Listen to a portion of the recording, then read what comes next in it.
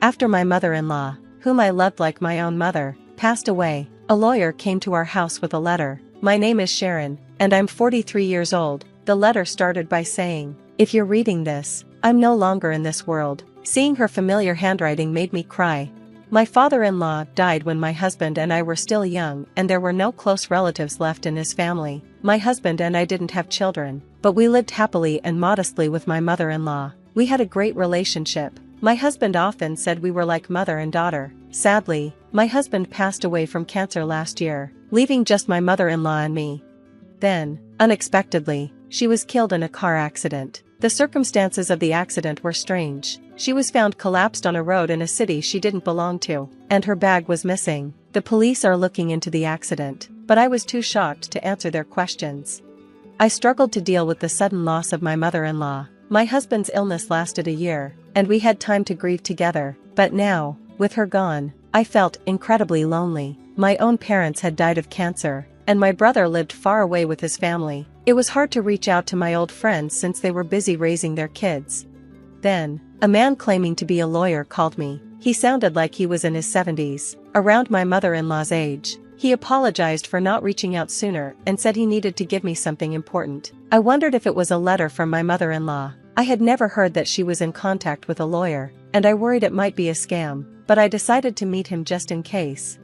The letter continued, "I know this is a surprise, but please listen. There is danger coming your way. Believe me and run away immediately." As I read the letter, I looked at the lawyer sitting across from me and asked, "Do you know what this letter says? Was my mother-in-law in danger?" The handwriting was definitely hers. I recognized it right away, but the content didn't make sense to me. The situation felt so strange it seemed like a bad joke. My mother-in-law had died in a car accident, but the driver had already been caught. He said he found her lying in the road, which was why it took time to discover what happened. It looked like she had been hit and might have lost consciousness. If this letter was real, then my mother-in-law must have suspected someone was after her. If she knew, why didn't she run away? Tears filled my eyes again. The lawyer, remaining calm, said, "I haven't read the full content, but I can guess what it might be about." I was a bit annoyed at his vague answer, so I pressed him, "What did my mother-in-law tell you?" He replied, "I was the one who represented Oliver back then and was asked to help you." I was confused. Who is Oliver? The lawyer explained that my husband had a brother named Oliver, who was 6 years older than him. I had never heard of this brother from either my husband or my mother-in-law, and I had never seen any pictures of him either. The lawyer started pulling out some documents from a bag on the table. "Sharon, do you know that half of serious crimes in our country happen within families?" he said with a hint of irony in his voice. He explained that the family home, where we should feel safe, is often where tragic things happen, like one family member harming another. Then, he showed me an old photo of 4 people, a young man and woman who looked like parents, a boy, and a baby. The young woman looked familiar. It was my mother-in-law. At first, I didn't recognize the young man, but he looked like my husband. The boy also resembled the young man, almost as if they were father and son. The photo seemed to be taken during a trip to the beach, with everyone smiling in front of a large ship at the port. "That boy with the float is Oliver," the lawyer said. I stared at the picture of the boy, my husband's brother, whom I knew nothing about. The photo showed such a happy moment, and it made my chest hurt to think about what could have happened to him. Did Oliver cause some trouble? Was he the one who hurt my mother-in-law?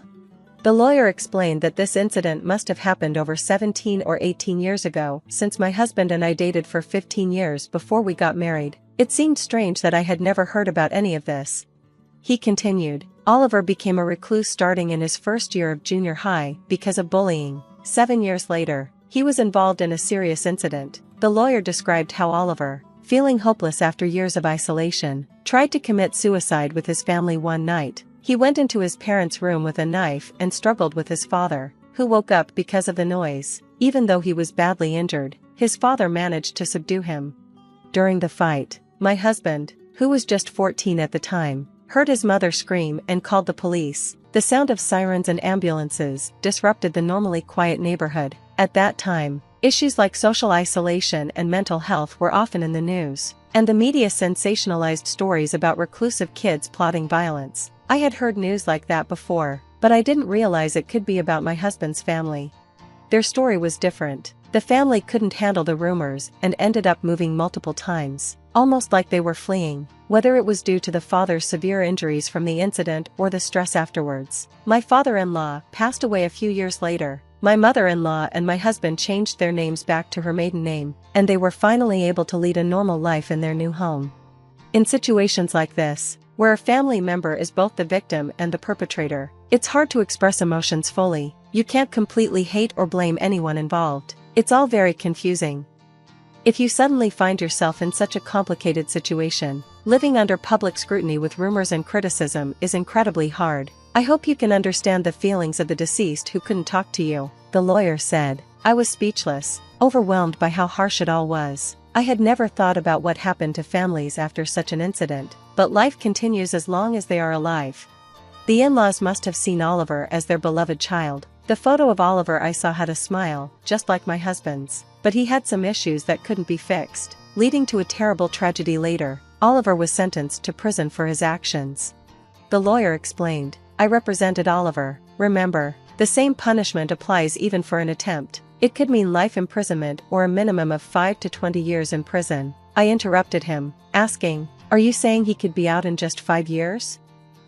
"Yes, he was released about 2 years ago," the lawyer replied. He explained that the prosecutor's office has a victim notification system. After a verdict, you can apply to be notified about an offender's release date. Even without that, my mother-in-law, being Oliver's biological mother, was informed of his whereabouts after he got out. At that time, my husband was undergoing cancer treatment, and she didn't want to worry him, so she didn't discuss it with him. The lawyer told me that Oliver committed the crime because he was feeling hopeless about his future. He hesitated but finally said Oliver wanted money to spend. After being a recluse for years, he secretly used my mother-in-law's credit card for online games and shopping, which led to his father scolding him. Apparently, he spent a lot of money buying weapons for a game the evening of the crime, and when his father took away his computer, he acted out. Oliver lied to the lawyer and didn't reveal the truth to his family, who hoped he would genuinely reflect on his actions while serving his sentence. They didn't share the full story about the defamation and slander he faced after being released. Was this silence out of love for him? The truth is, my mother-in-law often visited Oliver while he was in prison. Each time she came back disappointed because Oliver hadn't changed.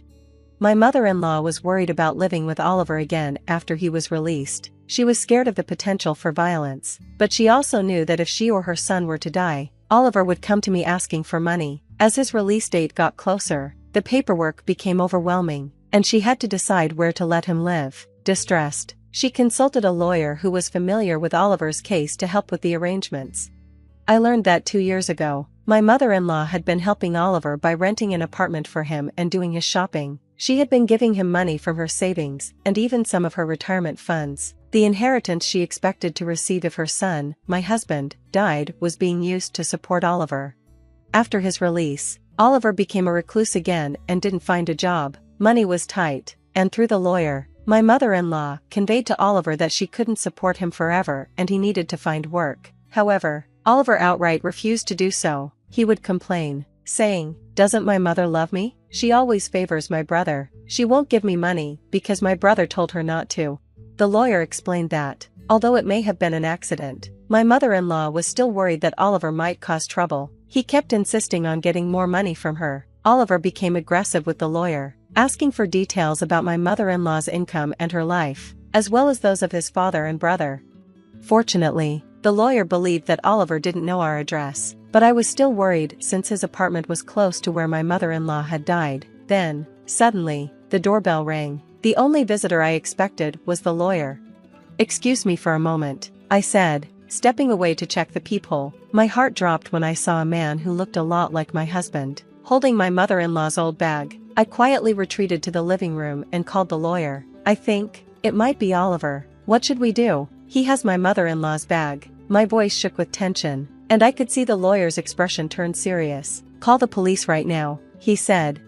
Instead of calling the police, I panicked and ran out the back door toward the nearby police station. Did my mother-in-law and husband foresee this situation? Or had they unknowingly chosen to live close to the police? I didn't know what to think anymore. When Oliver saw the police officers who came with me, he tried to run away, but a police officer caught him. As I suspected, the man who looked like my husband was Oliver, my brother-in-law. The lawyer called him Oliver, which was likely his name. I had been calling him that because I had seen a family photo of him as a small boy, looking innocent, but now, he was an unhealthy-looking middle-aged man, and it strangely angered me that he resembled my husband. This man had caused so much pain to my mother-in-law and husband. I'm just here to collect my share of the inheritance. It exists, right? Even my younger brother died last year. Hand over my inheritance, he shouted, ignoring the police officer's questions. I was furious. I felt sorry for his childhood when he was teased so much that he couldn't go to school, but his actions after that were selfish and unforgivable. More than anything, I wanted to ask him, isn't that your mother's bag you're holding? What did you do to her? Did you hurt a frail woman? Hearing my words, the officers looked at the bag Oliver was holding. Clearly flustered, Oliver tried to hide it, but it was too late. One officer reached for it, and Oliver snarled, "Hey, this is my money, I can't help it." It was the last thing my mom said. "I only hit her a few times to teach her a lesson for being cheeky," he said, and his words made me shudder. There was no sense in what he said, and he showed no remorse. "Hey, you're my brother's wife, aren't you? Neither my mom nor my brother are here anymore, so you have an obligation to support me." Maybe my mother-in-law and husband hid Oliver's existence from me to protect me. They must have thought that if I didn't know, I could avoid getting involved. "No, Mrs. Sharon, you don't have that obligation," the lawyer interrupted, but I doubted the law would work on Oliver. He seemed invincible, with nothing to lose. He didn't understand common sense, nor did he want to follow the law. Maybe that's why my mother-in-law never wanted me to meet him. I could only imagine how difficult her life had been. I hadn't finished reading my mother-in-law's letter, but it was clear she was worried about me knowing her life was in danger. Her pain and sadness were heartbreaking. "Because of you, my mother-in-law and husband were hurt so much. I will never forgive you. You will face the law," I thought. While it was true that the direct cause of her death was being hit by a car, Oliver left my unconscious mother-in-law on the road. He was not someone who should be allowed to roam free. I promised myself that I would do whatever it took to send him back to prison. The lawyer stood beside me and said, "I'll help you." Oliver was taken to the police station. The blood on my mother-in-law's bag and other evidence pointed to him as the culprit, and he was sent back to prison. I returned home with the lawyer and finally read my mother-in-law's letter to the end. It was filled with apologies and overflowing love for me. At the end, she wrote, "Life is still long. Please live a happier, freer life, Sharon." Seeing that, I couldn't hold back my tears. Since Greg passed away, you'll be moving back with your parents, right? We'll be taking over this house. My beloved husband, Greg, had suddenly passed away. Right after the funeral, as I was grieving, Greg's parents, Reynold and Melissa, came to visit me. Although not many, this house is filled with memories of living with him. Why do I have to be the one to leave? However, to me, who was in no state to handle this, my Melissa ruthlessly declared those words. "My name is Kathleen. I work as a clerk at a real estate agency. My encounter with Greg, who would become my precious husband, was through the real estate agency where I work. He was the real brother of my colleague, Bro, and the two were extremely close. Since their workplaces were nearby, Bro often stopped by. As I also worked as a clerk, I became close with my colleague who would later become my husband. That's how I was introduced to his real brother. Eventually, I started spending more time with the brothers, such as going out for lunch together when they invited me. I thought he was a nice guy who was easy to talk to and had a bright personality, but I didn't really think of him as a potential romantic partner. I assumed he felt the same way, but then one day, something happened that triggered a change in our relationship. Bro had made a reservation at a restaurant for us to meet up, but he suddenly had an urgent matter and couldn't make it. However, it seemed like a waste to cancel the reservation. So, for the first time, Greg and I had the opportunity to be alone together. I found out later that the Bro brothers had planned this together, and David had arranged for us to be alone at Bro's request. The food was delicious, and our conversation flowed easily. We quickly became intimate, sharing our upbringings and values. The more I got to know his inner self, the more I was drawn to his warm smile. From that day on, our relationship changed. And it didn't take long for us to get married. It probably wouldn't have happened without David's thoughtfulness.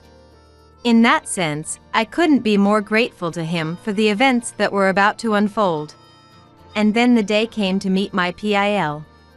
Despite my anxiety, they welcomed me very warmly. The conversation continued with compassion, and my nervousness melted away. We're so happy you're here. We've been looking forward to meeting you, Kathleen. I've cooked up a storm hoping today would be a wonderful day, Melissa said, fussing over me. My PIL, like their eldest son Greg, were very independent and approachable people.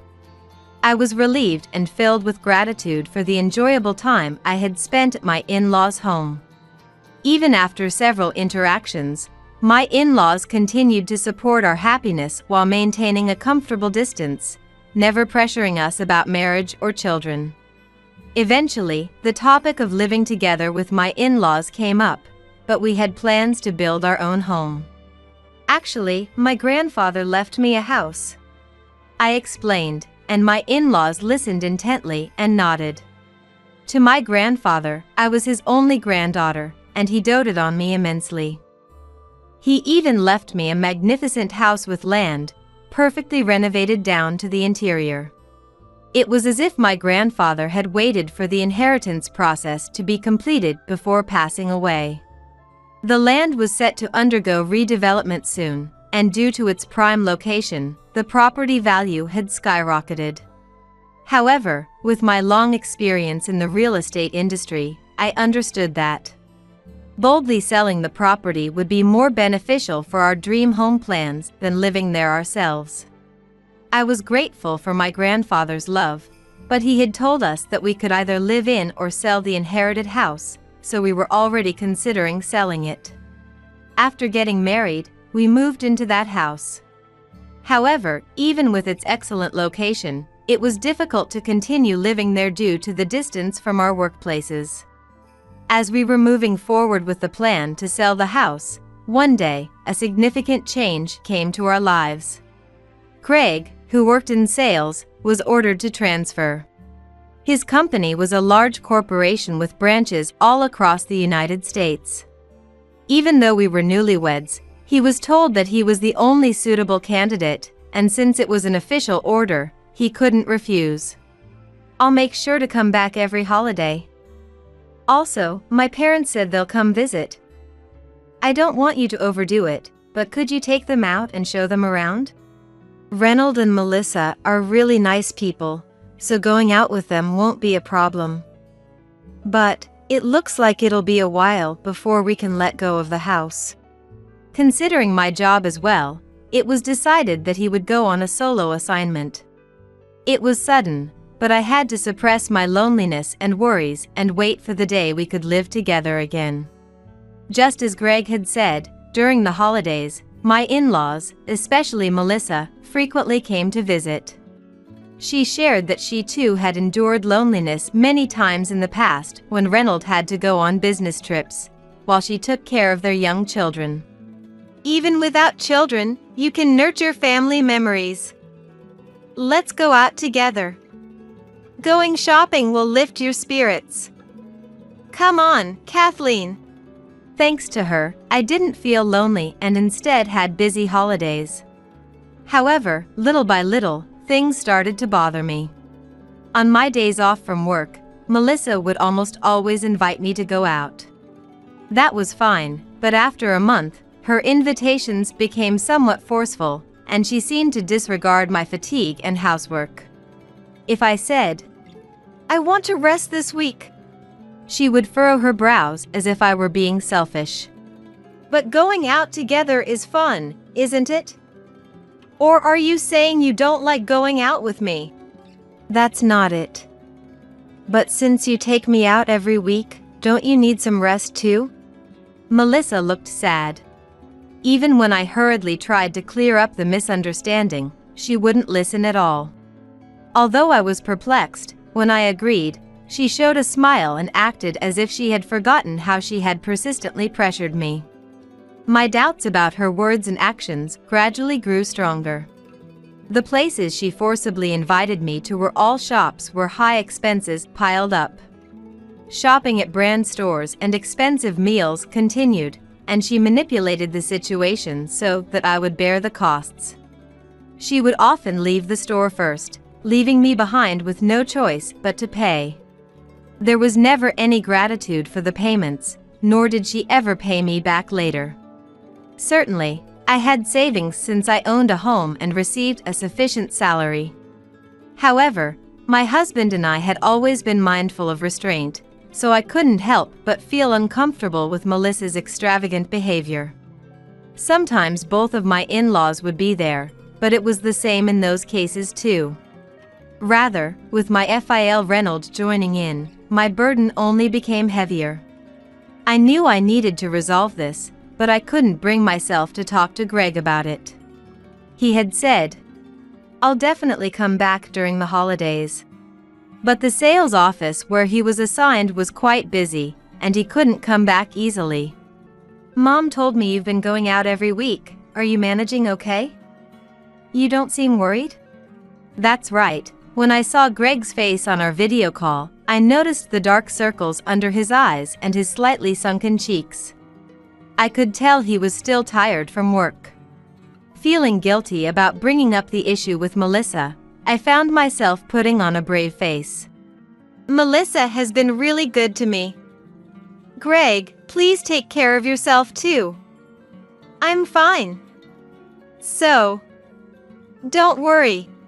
While making excuses to Greg, I couldn't refuse to pay for the outings with my in-laws. However, their attitude gradually escalated, and finally, when I insisted, "I can't go out today," they said something like this. Then, "Hey, can't you lend me some money?" What? You want me to pay? Just a little bit, really just a small amount. I already made a reservation at the restaurant. I'll take some other friends instead, so can you cover the amount I don't have on me? I wanted to refuse, but if I did, the situation would become complicated and unmanageable. Resigned to the fact that I had no choice but to pay, I opened my wallet.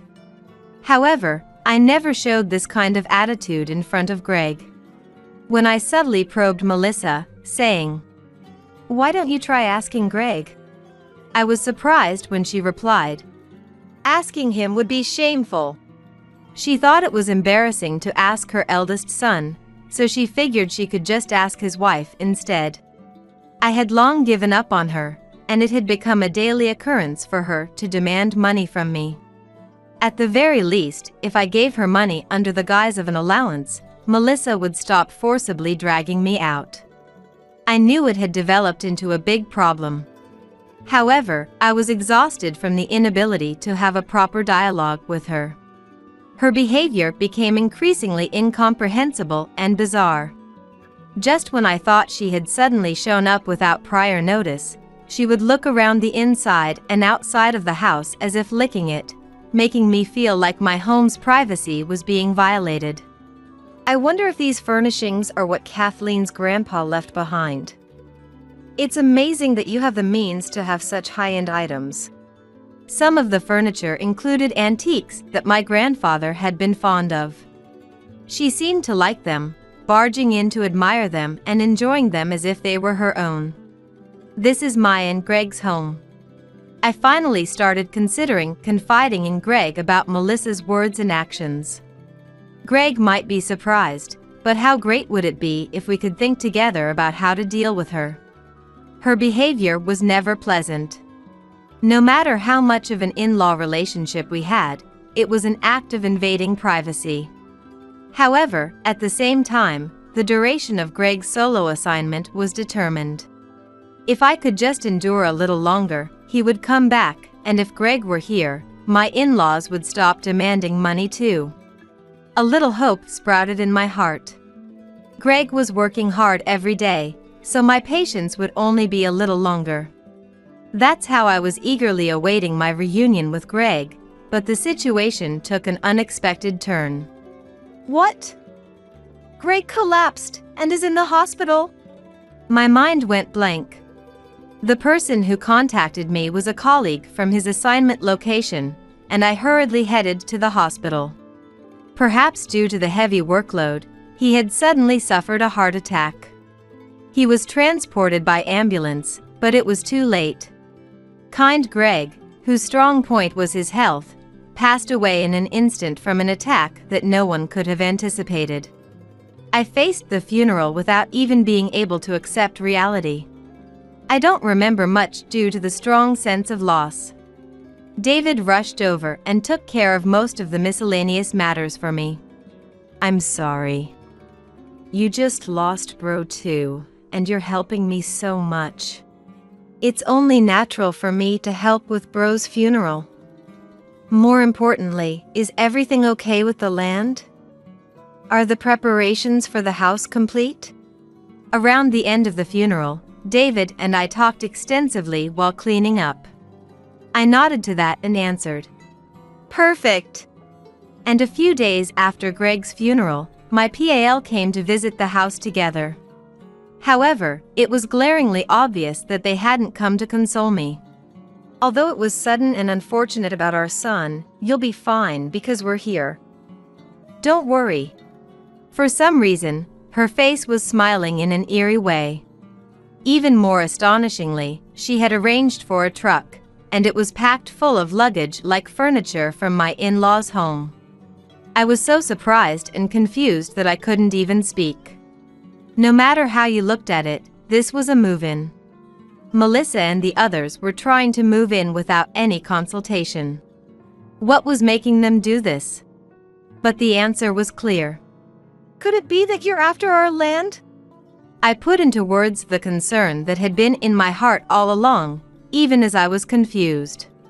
She showed a cold smile. The property value has skyrocketed quite a bit. I've had my eye on this house for a long time. I mean, the only reason you were able to marry my son was because of this inheritance, right? I allowed the marriage because you were the one who inherited it. Filled with despair, I lost my words. You mean you and Melissa are going to live with me? What? What kind of stupid thing are you saying? When I asked that while still confused, she raised her eyebrows. Greg's death was an unexpected event, but actually, even if it hadn't been, Melissa had planned to get her hands on this house. My in-laws were trying to kick me out and take over this property. And they seemed to have assumed on their own that I would leave this house. Since our son died too, you'll be going back to your parents' place, right? This house will be sad if it's empty, so we'll live in it for you. That's why I'm telling you not to worry. Her face changed into a distorted, eerie smile. Even as I felt fear, I pointed out her mistake. But this house has already been sold. I held back from laughing at Melissa's misunderstanding, but I couldn't hide my half-smiling expression. In contrast, Melissa froze, saying, What? Just then, a moving company truck from a completely different company arrived. Excuse me, I'm here for a delivery to your home. Perhaps because a truck from a competing company was parked there, a burly mover got out and called out to us to confirm. The movers she had arranged also got out. They probably realized something was off since they couldn't start working and a different truck had arrived. They sought an explanation from my in-laws, but the two of them were flustered and incoherent. There was no point in all of us arguing like this. Seeing my flustered in-laws, I finally began to regain my composure. After that, I gave precise instructions to have the trucks moved. This house already has a buyer, and the contract has been finalized. A new family is moving in, so we can't bring these people's belongings into someone else's home, right? As the movers were also shocked, a luxury car arrived just then. A wealthy-looking couple and their children got out. In fact, this property was no longer mine. They were the new owners. My in-laws became even more confused, seemingly unable to understand what was happening. Please move the trucks quickly. The new residents can't start their work. Somehow, I managed to get the trucks on Melissa's side to leave, and the movers immediately got to work, carrying brand new furniture in the planned order. Melissa and the others couldn't accept it and started persistently pestering me at the front door. The husband, who was the buyer, had his family take refuge in the car and rushed over here, demanding an explanation, starting yet another commotion. "Who are you people? My family bought this place. Have the trucks leave quickly too." I never thought my in-laws would come, so I apologized profusely and somehow got them to calm down. But Melissa and the others wouldn't leave. They actually pushed past us and charged into the house. However, naturally, the inside of the house had also completely changed from what the two of them knew. None of the furniture my husband and I had used remained. Melissa was shocked by the sight and started making a scene, going crazy. "What is this? The house is empty. That antique furniture and lighting, they were my favorites. What's going on?" She was outraged, unable to understand what was happening. When the residents finally shouted, "We're calling the police!" Reynolds, who had been in a panic, ran as if jolted and dragged Melissa away to retreat. Once they were a little away from the scene, even the heated-up Melissa became somewhat dazed and quiet. For the time being, I prioritized apologizing to the residents. They said there was no guarantee that problems wouldn't arise in the future, and by taking down my in-laws' names and addresses, I was somehow released. Although I was feeling intense fatigue, I still had to explain to my in-laws. I returned to the two of them and calmly informed them that the move had been completed a few days before Greg's passing. "This house was originally planned to be sold along with the land, so it's according to the initial plan." Greg's solo assignment had put a stop to it once, but there was a certain background to why things could progress so smoothly. The one who supported our decision was David. I was perplexed by the change in my in-laws, who had even started asking for money, but I couldn't confide in Greg because I didn't want him to worry, so I continued to spend my days feeling down. David was the one who noticed and saved me. He said he didn't get along well with my in-laws' home and offered to help if I had any troubles. Not wanting to ruin my relationship with my husband or my in-laws, I trusted David, who promised not to tell anyone, and decided to consult him about everything. Upon hearing my story, he became furious with my in-laws. As Greg's younger brother and my colleague, he understood my in-laws' schemes well. And for David, his bro Greg was his only family. He said that I, as Greg's wife, was like family too. "I think our parents will eventually try to live together in that house or conveniently kick you two out and make it their own." According to David, both of my in-laws had high-class thinking to the point of being ignorant of the world. They were pretentious and didn't hesitate to use any means necessary. Especially Melissa, who was terribly selfish. While she pretended to be a lovely lady when she was keeping up appearances, she was actually a nasty person who only thought about her own convenience. Because they were blood-related family, the episodes about my in-laws that David shared were all intense. Since they put on a front in front of their eldest son, who was the successor, Greg probably never had to see this side of his parents. Anyway, when it was suggested that I should sell the land early to avoid having it taken by my in-laws, I agreed with David's opinion and decided to proceed with the sale. No matter how precious it was, having been left by my dear grandfather, I wanted to avoid this house becoming an obstacle for my husband and me. Rather, it was because it was precious that I didn't want to leave any roots of trouble. Of course, I didn't decide on my own. I discussed it with Greg while he was still alive and got his consent.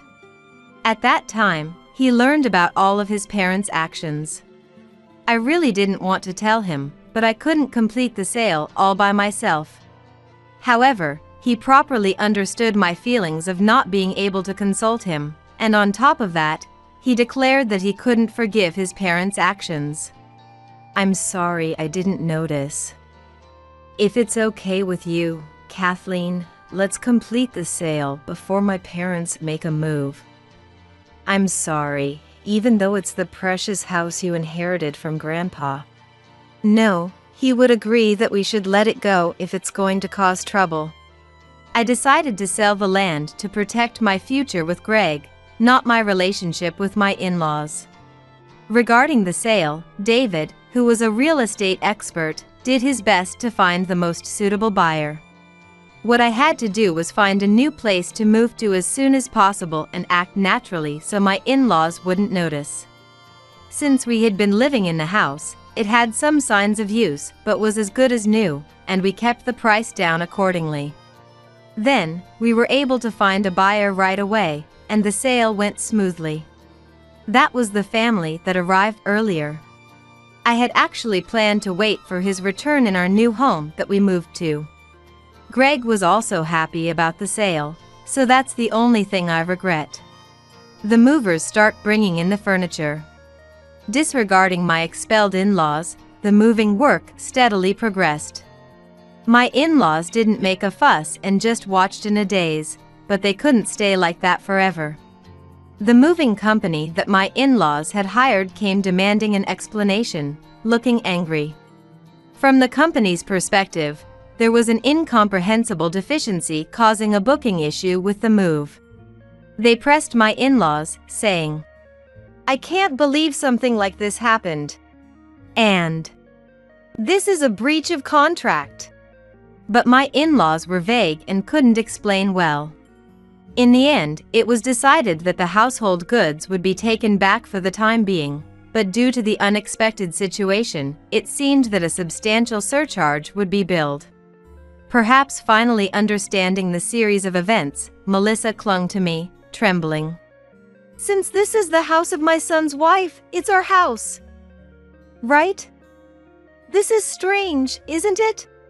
She lined up desperate excuses, trying to somehow persuade me, but I ignored them and left with just my carry-on luggage.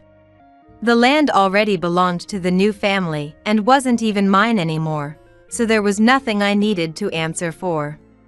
Things went smoothly even after Greg's funeral. I did come face to face with my in-laws, and they seemed to want to say something to me about the house, but in the end, they couldn't say it and hid before leaving. I no longer had any obligation to fulfill toward my in-laws either, so since I had no business with them, I hardly spoke to them at all. I spent my days peacefully without incident. In the new house. In the small house where my husband and I were supposed to restart, I faced the sadness of losing Greg.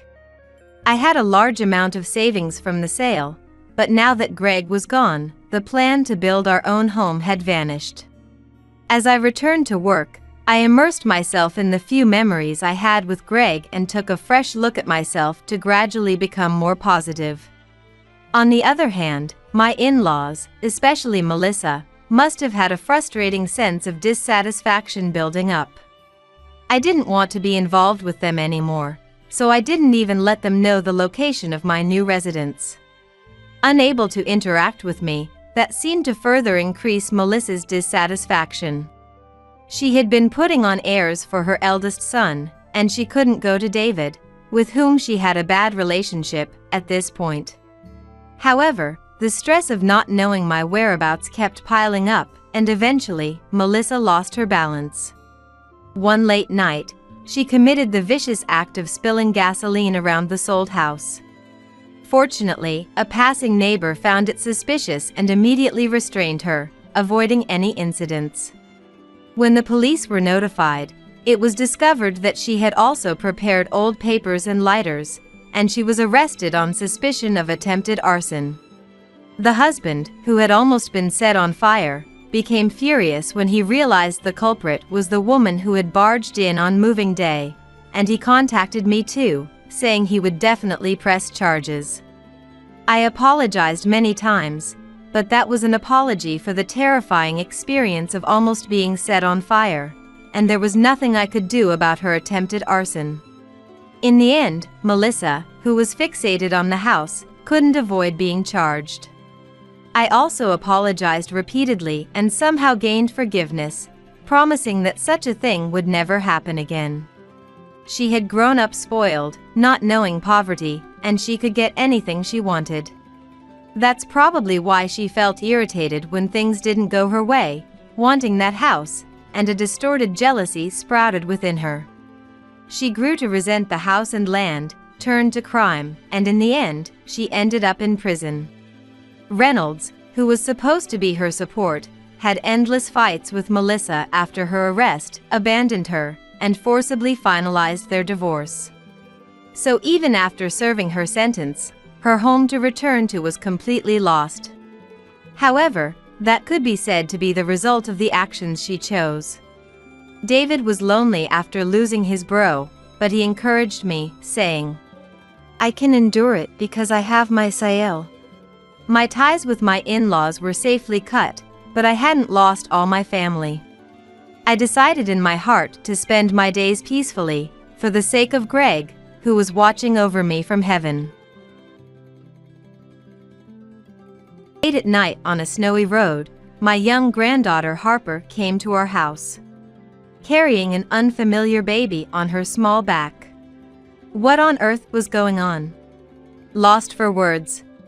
Dad said to go borrow hospital money, Harper told me in a faint voice. In response, "That's impossible," my husband Thomas exclaimed. Ignoring my surprise at his harsh words, Thomas took astonishing action. "My name is Madison. Recently, the stairs have become a real challenge for me, a 63-year-old. Thomas, 65, just retired from work.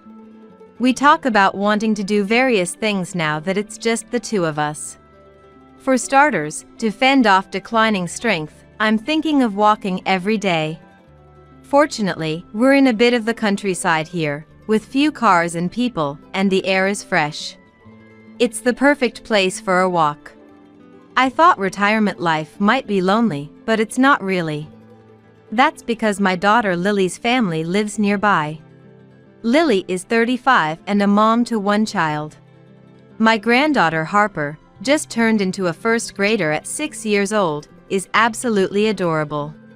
Lily's husband Daniel is a bit gruff and seems to avoid our place. But, well, if the family relationship is good, I try not to mind. Lily and her husband have Lily as the breadwinner working hard, with Daniel being a house husband. I'm proud of my daughter, but I worry it might be too much for her. If it were Lily as the housewife, I'd want to help in any way I can, but with Daniel, it's not so easy. Too much meddling might be seen as annoying. And yet, doing nothing and just leaving them be makes me feel uneasy about the right distance. Then, one day, something unsettling happened. Returning from shopping, I found Harper in front of the house unexpectedly. It's not too far for a child to walk from Lily's home to ours, but it's a fair distance. Moreover, Harper was carrying her school backpack. Wearing a backpack too big for her small first-grade self, Harper had come over after school. And it was on a hot day just before the summer break. "Well, Harper, what's wrong?" "Dad said I couldn't go into the house, so I came here." "What?" Confused about what was going on, but seeing Harper's pale face, I quickly let her inside to cool down. Thomas had gone out when I went shopping, so no one was home. I wonder how long she had been here. Harper drank the cold juice I offered her in one go. "Mom is at work, but why did Dad say you couldn't go inside?" "I don't know, but he said it's because he's busy." "Huh? Too busy to let her into her own house? That's absurd. And to lock her out in such scorching heat." Anger welled up inside me. "Once you're feeling better, let's go back together with Grandma. I'll talk to Dad. I've been holding back because he's my daughter's husband, but this is simply unacceptable. This is something that can't be kept silent."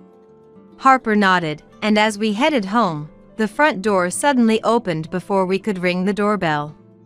Bye then, said a strange woman, waving as she left. Who was that? Surprised by the sudden event, Harper and I watched the woman walk away.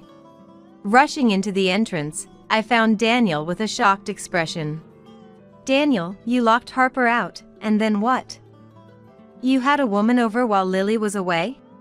Furious at me, Daniel frowned. What? And he grumpily responded. Don't just come here and start accusing me of nonsense. That was just a sales lady. I told her we didn't need a water purifier, but she was persistent, so I was just getting rid of her. A sales lady? Yes, said Daniel, turning his back.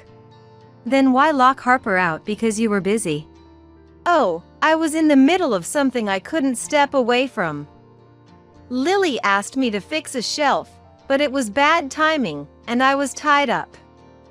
Hey, Harper, said Daniel, calling Harper over. Harper trembled. Kid, I told you to wait, didn't I? Why didn't you wait instead of going over there? I did wait, but it was too hot, and you never let me in. If I said wait, you should wait. Don't make things difficult. Hey! I couldn't stay silent, seeing Harper scared by the harsh words. But don't start with me, Madison. I'm the one raising Harper. I'd appreciate it if you didn't interfere with how we raise our child. He glared at me. Indeed, as a grandmother, I remembered not wanting outsiders to meddle in my parenting. Being told not to interfere by someone with parenting experience left me speechless. Thank you, Grandma, said Harper, waving goodbye, which made me feel melancholy. My concerns about whether everything was truly okay proved correct. Similar incidents happened repeatedly afterward. I couldn't stay silent and contacted Lily, but Daniel takes care of the house, allowing me to focus on my work. We couldn't live without my job, so I'm grateful to Daniel. I trust him with child rearing, so please don't interfere. She scolded me in response. Taking a leap, I mentioned the woman leaving their house.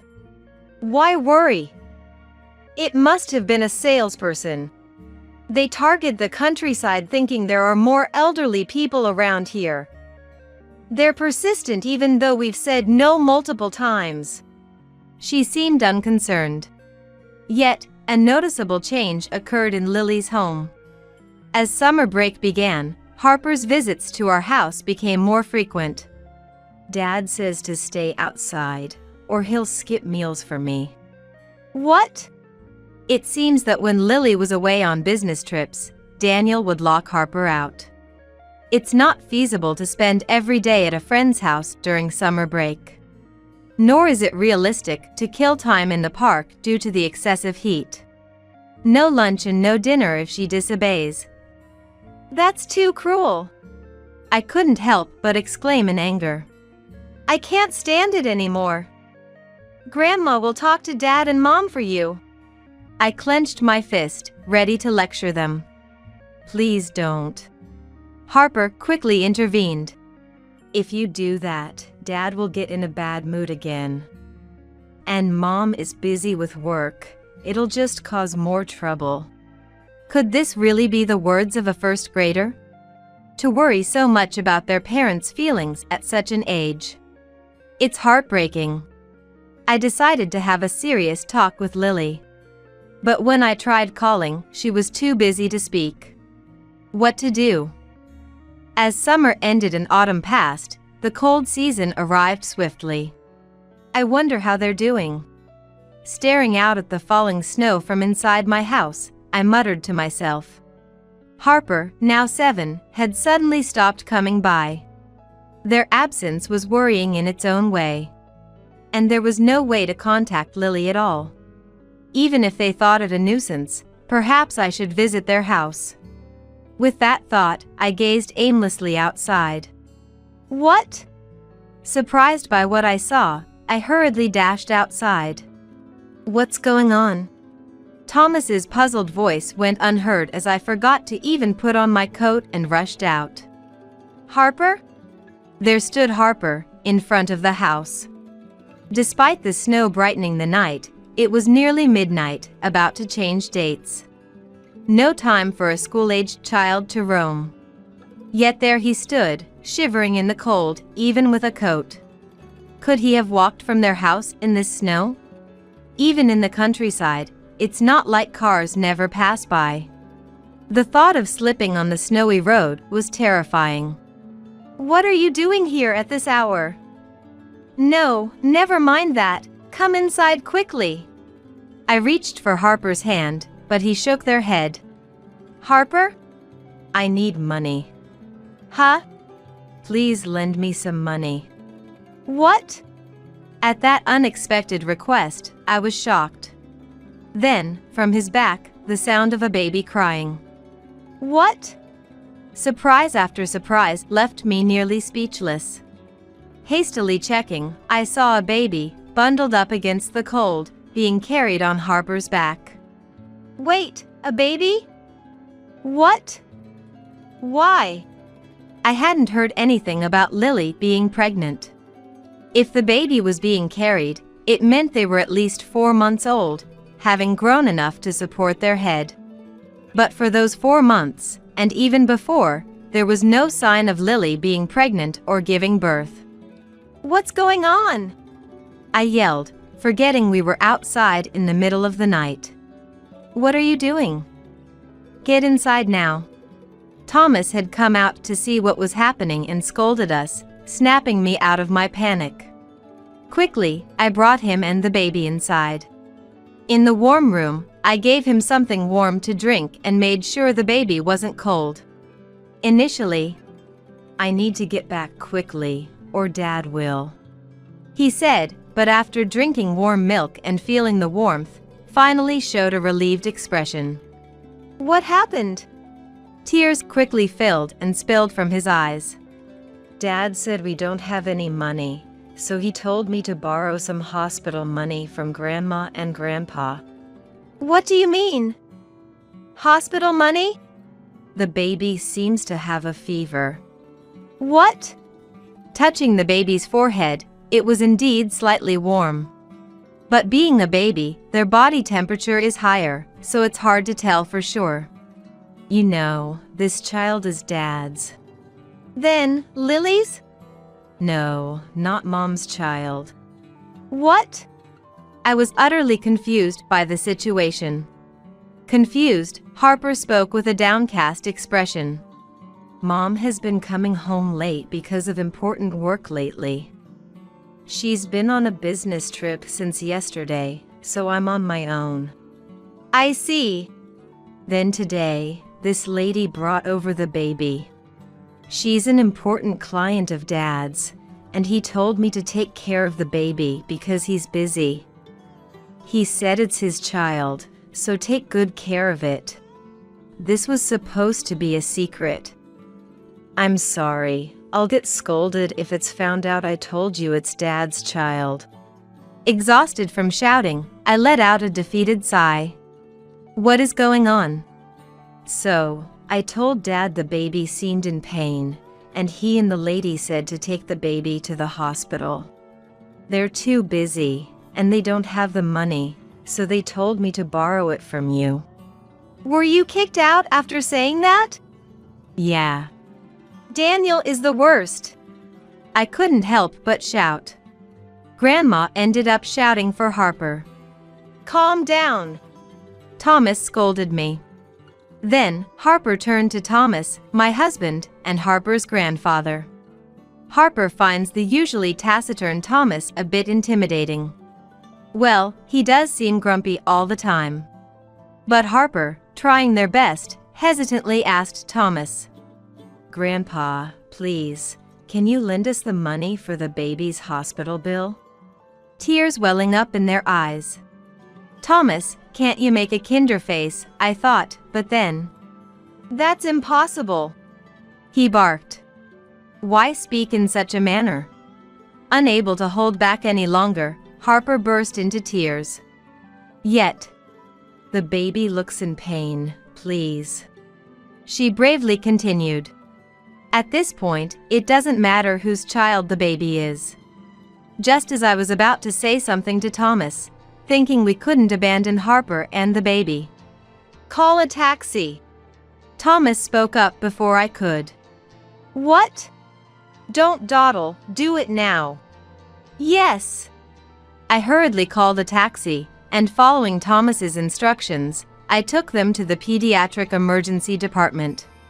I won't lend money, but you, a child, don't need to go to the hospital. An old hand at child rearing like your grandma will take you, so rest assured. And I'm going to prepare a bath now, Harper. You go warm up in the bath, got it? Thomas declared with an authoritative tone. Both Harper and I could only nod in agreement. Upon arrival at the hospital, the baby was seen immediately. The doctor suggested the fever might be due to the cold.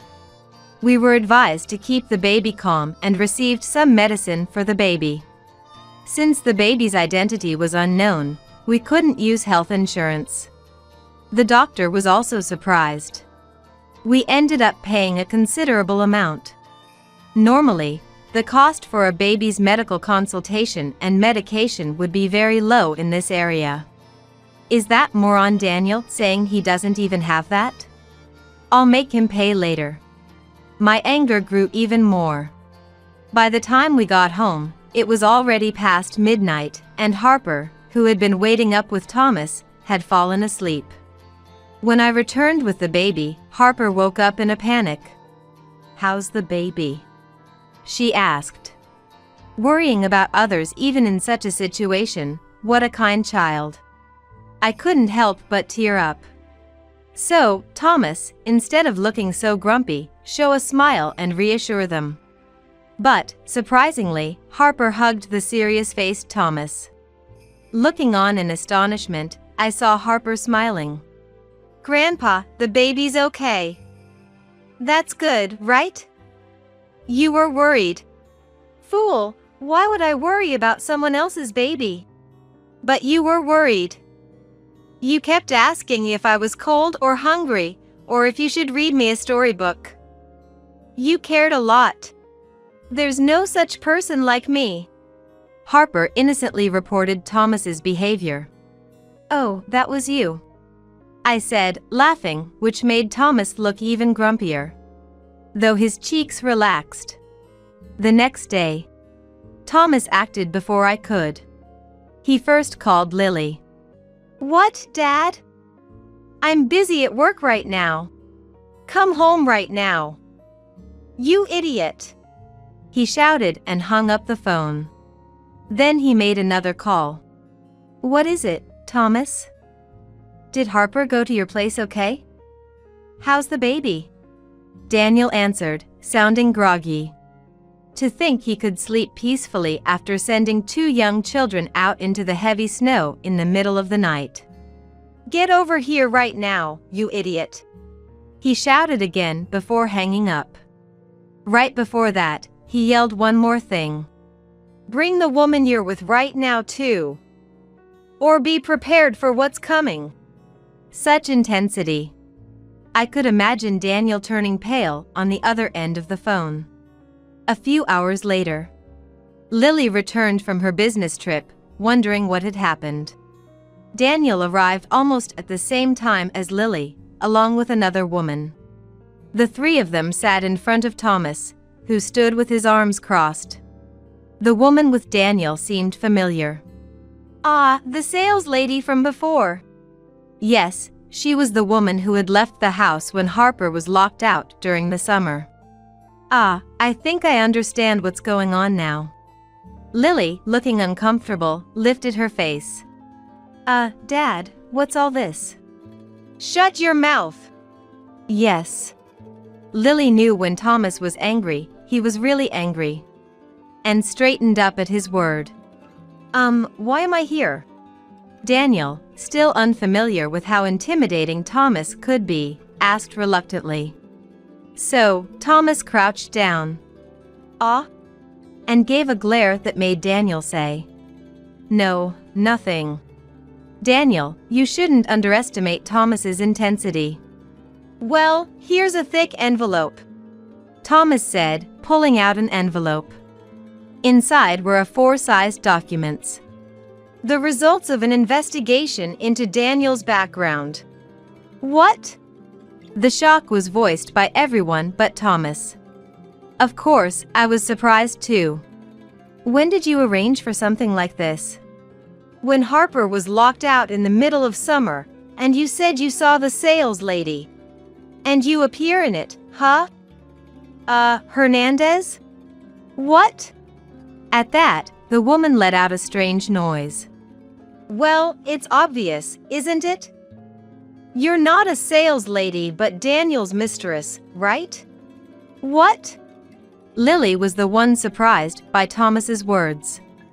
Did she really believe this woman was just a sales lady? Too naive. Daniel and the woman named Hernandez looked awkward. Daniel's living the life, huh? Letting Lily work while he enjoys days of affairs at home. Kicking Harper out and doing who knows what. What are you talking about? The moment Daniel tried to play dumb, Thomas hit the floor. The floor cracked and Daniel flinched. Oops, my bad. Thought I saw a bug, Thomas said, blowing on his fist. But seriously, Thomas, fix the floor later. Sorry, didn't catch that. So, the woman beside you is your mistress, right? That is, right? Thomas glared at Daniel with a menacing look. Yes, she's my mistress. Daniel turned away, sweating profusely. Huh? You've been making me work while you cheat? Talking about protecting the home and child, and you've protected nothing. Lily stood up in shock and anger. Sit down for now. Yes. But at Thomas's command, Lily sat down promptly. Hernandez, you're married too, right? What? The woman looked up in surprise, at the same time. Huh? Was Daniel's reaction. You said you were single, didn't you? Was that a lie? I was planning to divorce. So, you're not divorced yet? Ridiculous. Don't you dare act all high and mighty when you have a wife and child yourself. What a mess. A woman who knew she was dealing with a married man, and a man cheating despite having a family. Just a typical argument between scumbags. Don't tell me the baby isn't mine but your husband's? That is. I knew it was weird. I made sure it couldn't happen. The lowest of discussions was being had. The woman got angry at Daniel's anger. Shut up. Whether I'm married or whose child it is, it's none of your business. It was just a relationship seeking thrills. What did you say? That's enough. We're breaking up. Lily, I'm returning your husband to you. He's no longer my problem. What? Lily was confused by the sudden turn in the conversation. But then Thomas spoke solemnly. As if it ends with no hard feelings, goodbye. Indeed. Lily, what about the compensation? Compensation? Oh, for the divorce? We have plenty of evidence. If you want to claim compensation from both of them, I'll support you. Yes. Of course I will. Lily nodded energetically, finally understanding what she needed to do. What do you mean? Daniel, the only one not catching on, was told by Lily. I'm divorcing you. We'll be claiming compensation from both of you, and I'll also demand child support from Daniel, so be prepared. Huh? Why? I'm breaking up with this woman.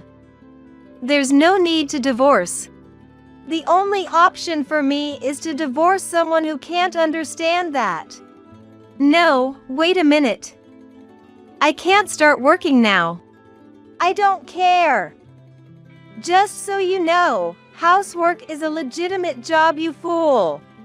It ended with Lily's sharp rebuke. So, Daniel and Hernandez hung their heads in shame. As things quieted down, Harper, who had been in another room, peeked out.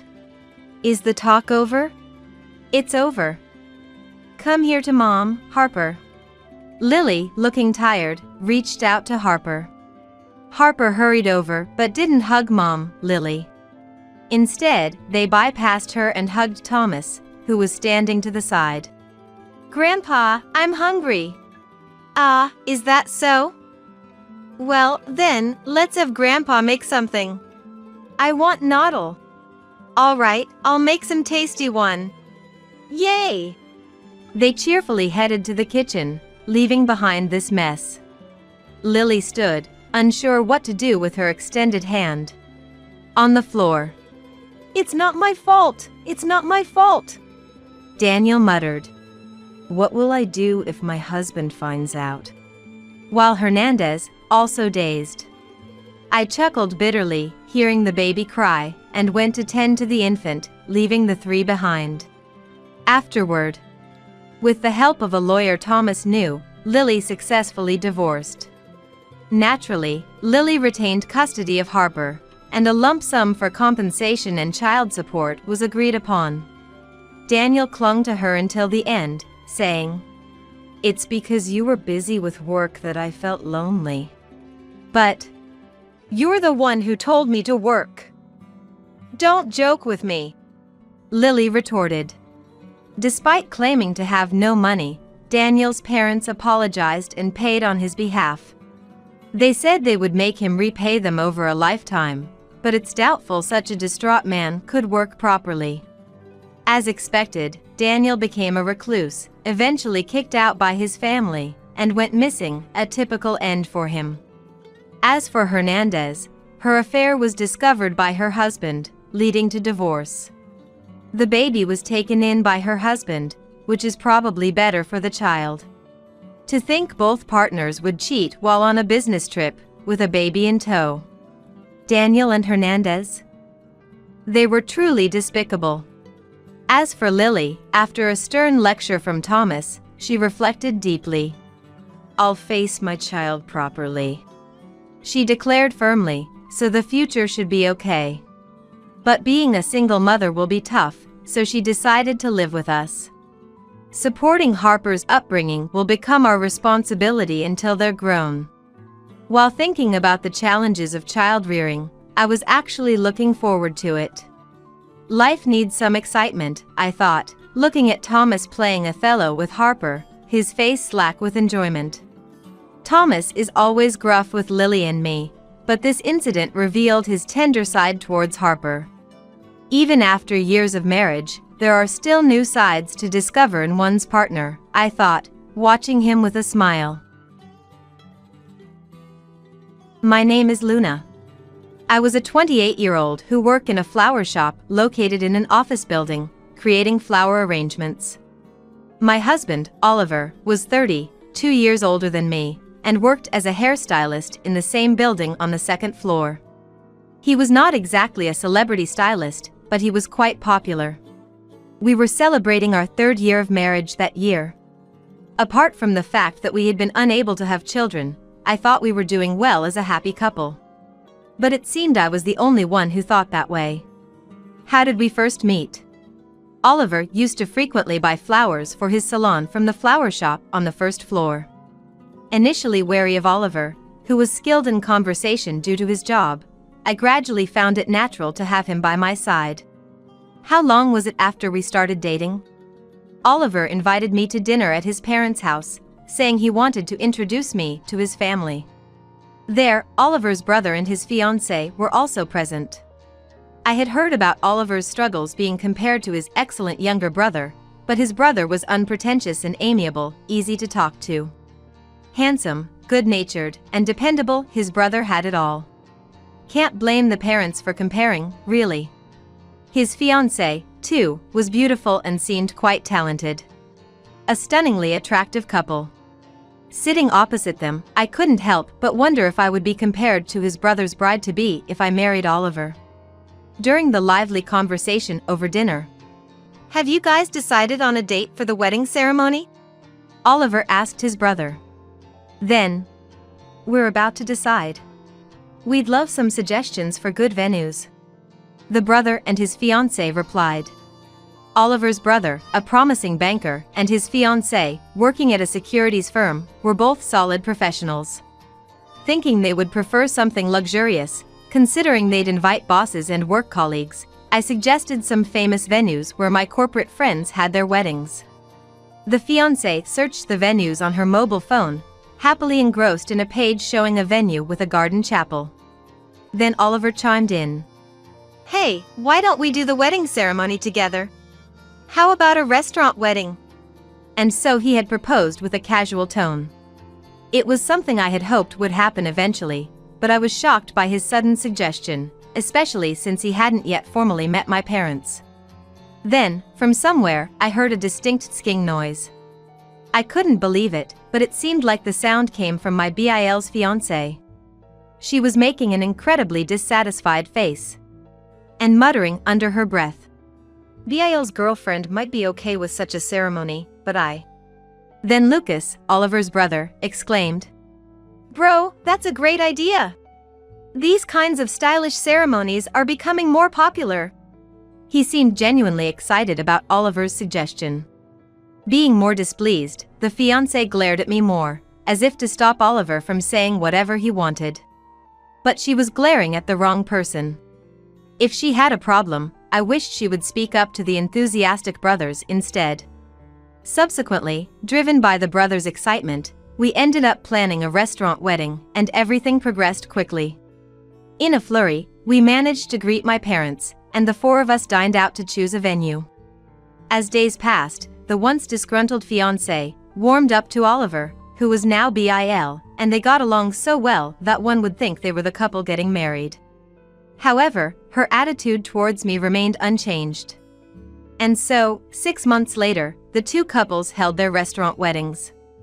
After the marriage, I switched from full-time to part-time at work, focusing more on household chores. I left for work after sending Oliver off, returned home earlier to prepare dinner, and waited for Oliver's return. This became my routine.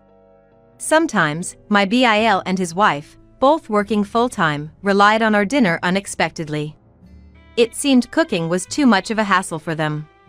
Camila, my CL, came with just a token gift, evidently expecting me to cook, sparing herself the effort. At the dinner table, Camila oddly sat next to Oliver instead of her husband, treating me more like a convenient housekeeper. Honestly, their visits were far from welcome. Moreover, she indirectly criticized me, saying I looked plain or that my only talent was messing with flowers. I couldn't stand being demeaned in front of Oliver, but I hated confrontations, so I pretended not to mind Camila's words. Instead, after they left, Why does she look down on people so much? It's terrible to imply someone's worthless if they don't work at an office. I vented to Oliver. She's a competent and successful woman. Maybe you're just hearing it that way, Luna. It sounds like you're envious. You shouldn't say things like that. But his response was always defensive of Camila. Oliver, proud of his brother's achievements, seemed unwilling to hear anything negative about his brother's wife. It felt like he was implying I was the problem, listing all of Camila's virtues instead. Recently, my daily life had changed a bit due to Lucas's sudden solo assignment. Camila, too, seemed somewhat reluctant to come uninvited to our dinners alone. With fewer visits from her, I was free from her snide comments and had been able to spend my days more peacefully. But now, a different worry had surfaced. For some reason, Oliver had been coming home late at night, day after day, leaving me to have dinner and go to bed alone. It was really worrying that he had been returning home after midnight so frequently. I hoped he didn't fall ill. One morning, as Oliver hurriedly got ready for work. You've been coming home late recently. Are you okay? I'm worried you might wear yourself out. I asked him. Oliver didn't even look at me. No need to worry. It's just a contest. I'm busy preparing for a hair contest. He stammered. I haven't heard anything about a hair contest. Usually, he'd make a big deal about entering a hair contest weeks in advance, but this time, nothing. Isn't that strange? Sensing his haste, I asked. When is this contest? You didn't mention it before. Did you decide to enter suddenly? Without turning face to me, he replied. Yeah, that's right. I overlooked the invitation. I've been busy arranging for a cut model and stuff. He didn't even look at me. Come to think of it, when a contest was near, a really cute cut model used to come to the salon after hours. Is she coming this time too? Is it the same cut model you usually have? I asked nonchalantly. Oliver exaggeratedly replied. Yeah, that's right. I've been keeping her late. Really, I feel so bad about it. His manner of speaking seemed exaggerated. What is this? This feels so forced. Doesn't his speech sound unnatural? Despite my feelings. Is that really okay? It's dangerous to keep a girl late every day, even if you're short on time. When I looked at Oliver, he seemed determined to avoid eye contact. Glancing at his watch, he said, Ah. Look at the time. I'm going to be late. Ignoring my words, he hurried out the door. Did he just run away? That reaction was so unnatural. Am I overthinking this? Could it be something with the cut model, an affair? No, that can't be it. The more I thought about it, the worse my thoughts got. After all, such things are unthinkable, aren't they? It's just my bad habit of overthinking. I need to stop that. It's just the late nights because of the hair contest preparations, that's all. Carrying these troubled thoughts, I got ready and headed to work. When I arrived at the shop, Mason, the manager of the salon where Oliver worked, was there picking out flowers for the salon. It was usually Oliver who picked the flowers, so it was unusual to see Mason here. Mason said he leaves the flower selection to Oliver because he doesn't know much about them. Could it be that Oliver asked Mason to pick the flowers to avoid further questions about this morning's conversation? I decided to probe a little. Oliver is participating in a hair contest with you, right? Good luck with that, I said to Mason. But Mason looked confused. Which hair contest? We don't have any such plans, he asked. I also asked about the cut model, but he said they hadn't requested any recently. Apparently, the model was Mason's cousin, who was currently studying abroad. As for the late nights, Mason said that Oliver had been leaving the salon at the regular closing time, so there was no way he had to come home after midnight. It seemed like everything Oliver told me was a lie. So, what had Oliver been doing every night, and with whom? While my suspicion about the cut model was cleared, I still felt uneasy. Stunned and trying to grasp the situation. Should I subtly ask him about it? Mason offered. I thought about accepting Mason's offer, but would Oliver give him a straight answer? I felt like Oliver, being so good at talking, would give vague responses. It seemed more likely that something was going on. I didn't want to give Oliver any chance to concoct an excuse. I had to keep it a secret that I was aware of his lies and probing into the matter. I told Mason that I would handle it myself for now. And asked him to keep our conversation secret, saying I would seek his advice if needed. That night, I decided to wait for Oliver and ask him as if I was oblivious to everything. I doubted he would tell me the truth anyway. Around midnight, Oliver finally came home. While claiming to have been working late, he looked slightly startled when he saw me waiting up. I'm home. I'm exhausted. Finally got the new haircut done, he said, unaware that I knew everything. I wondered what kind of amazing haircut he completed. I asked Oliver, who was trying to mask his nervousness. You must be worn out. Hey, do you mind if I ask something? As I spoke quietly. What's up? What do you want to know? His voice trembled. Are you really working? Are you really preparing for a hair contest? Oliver replied.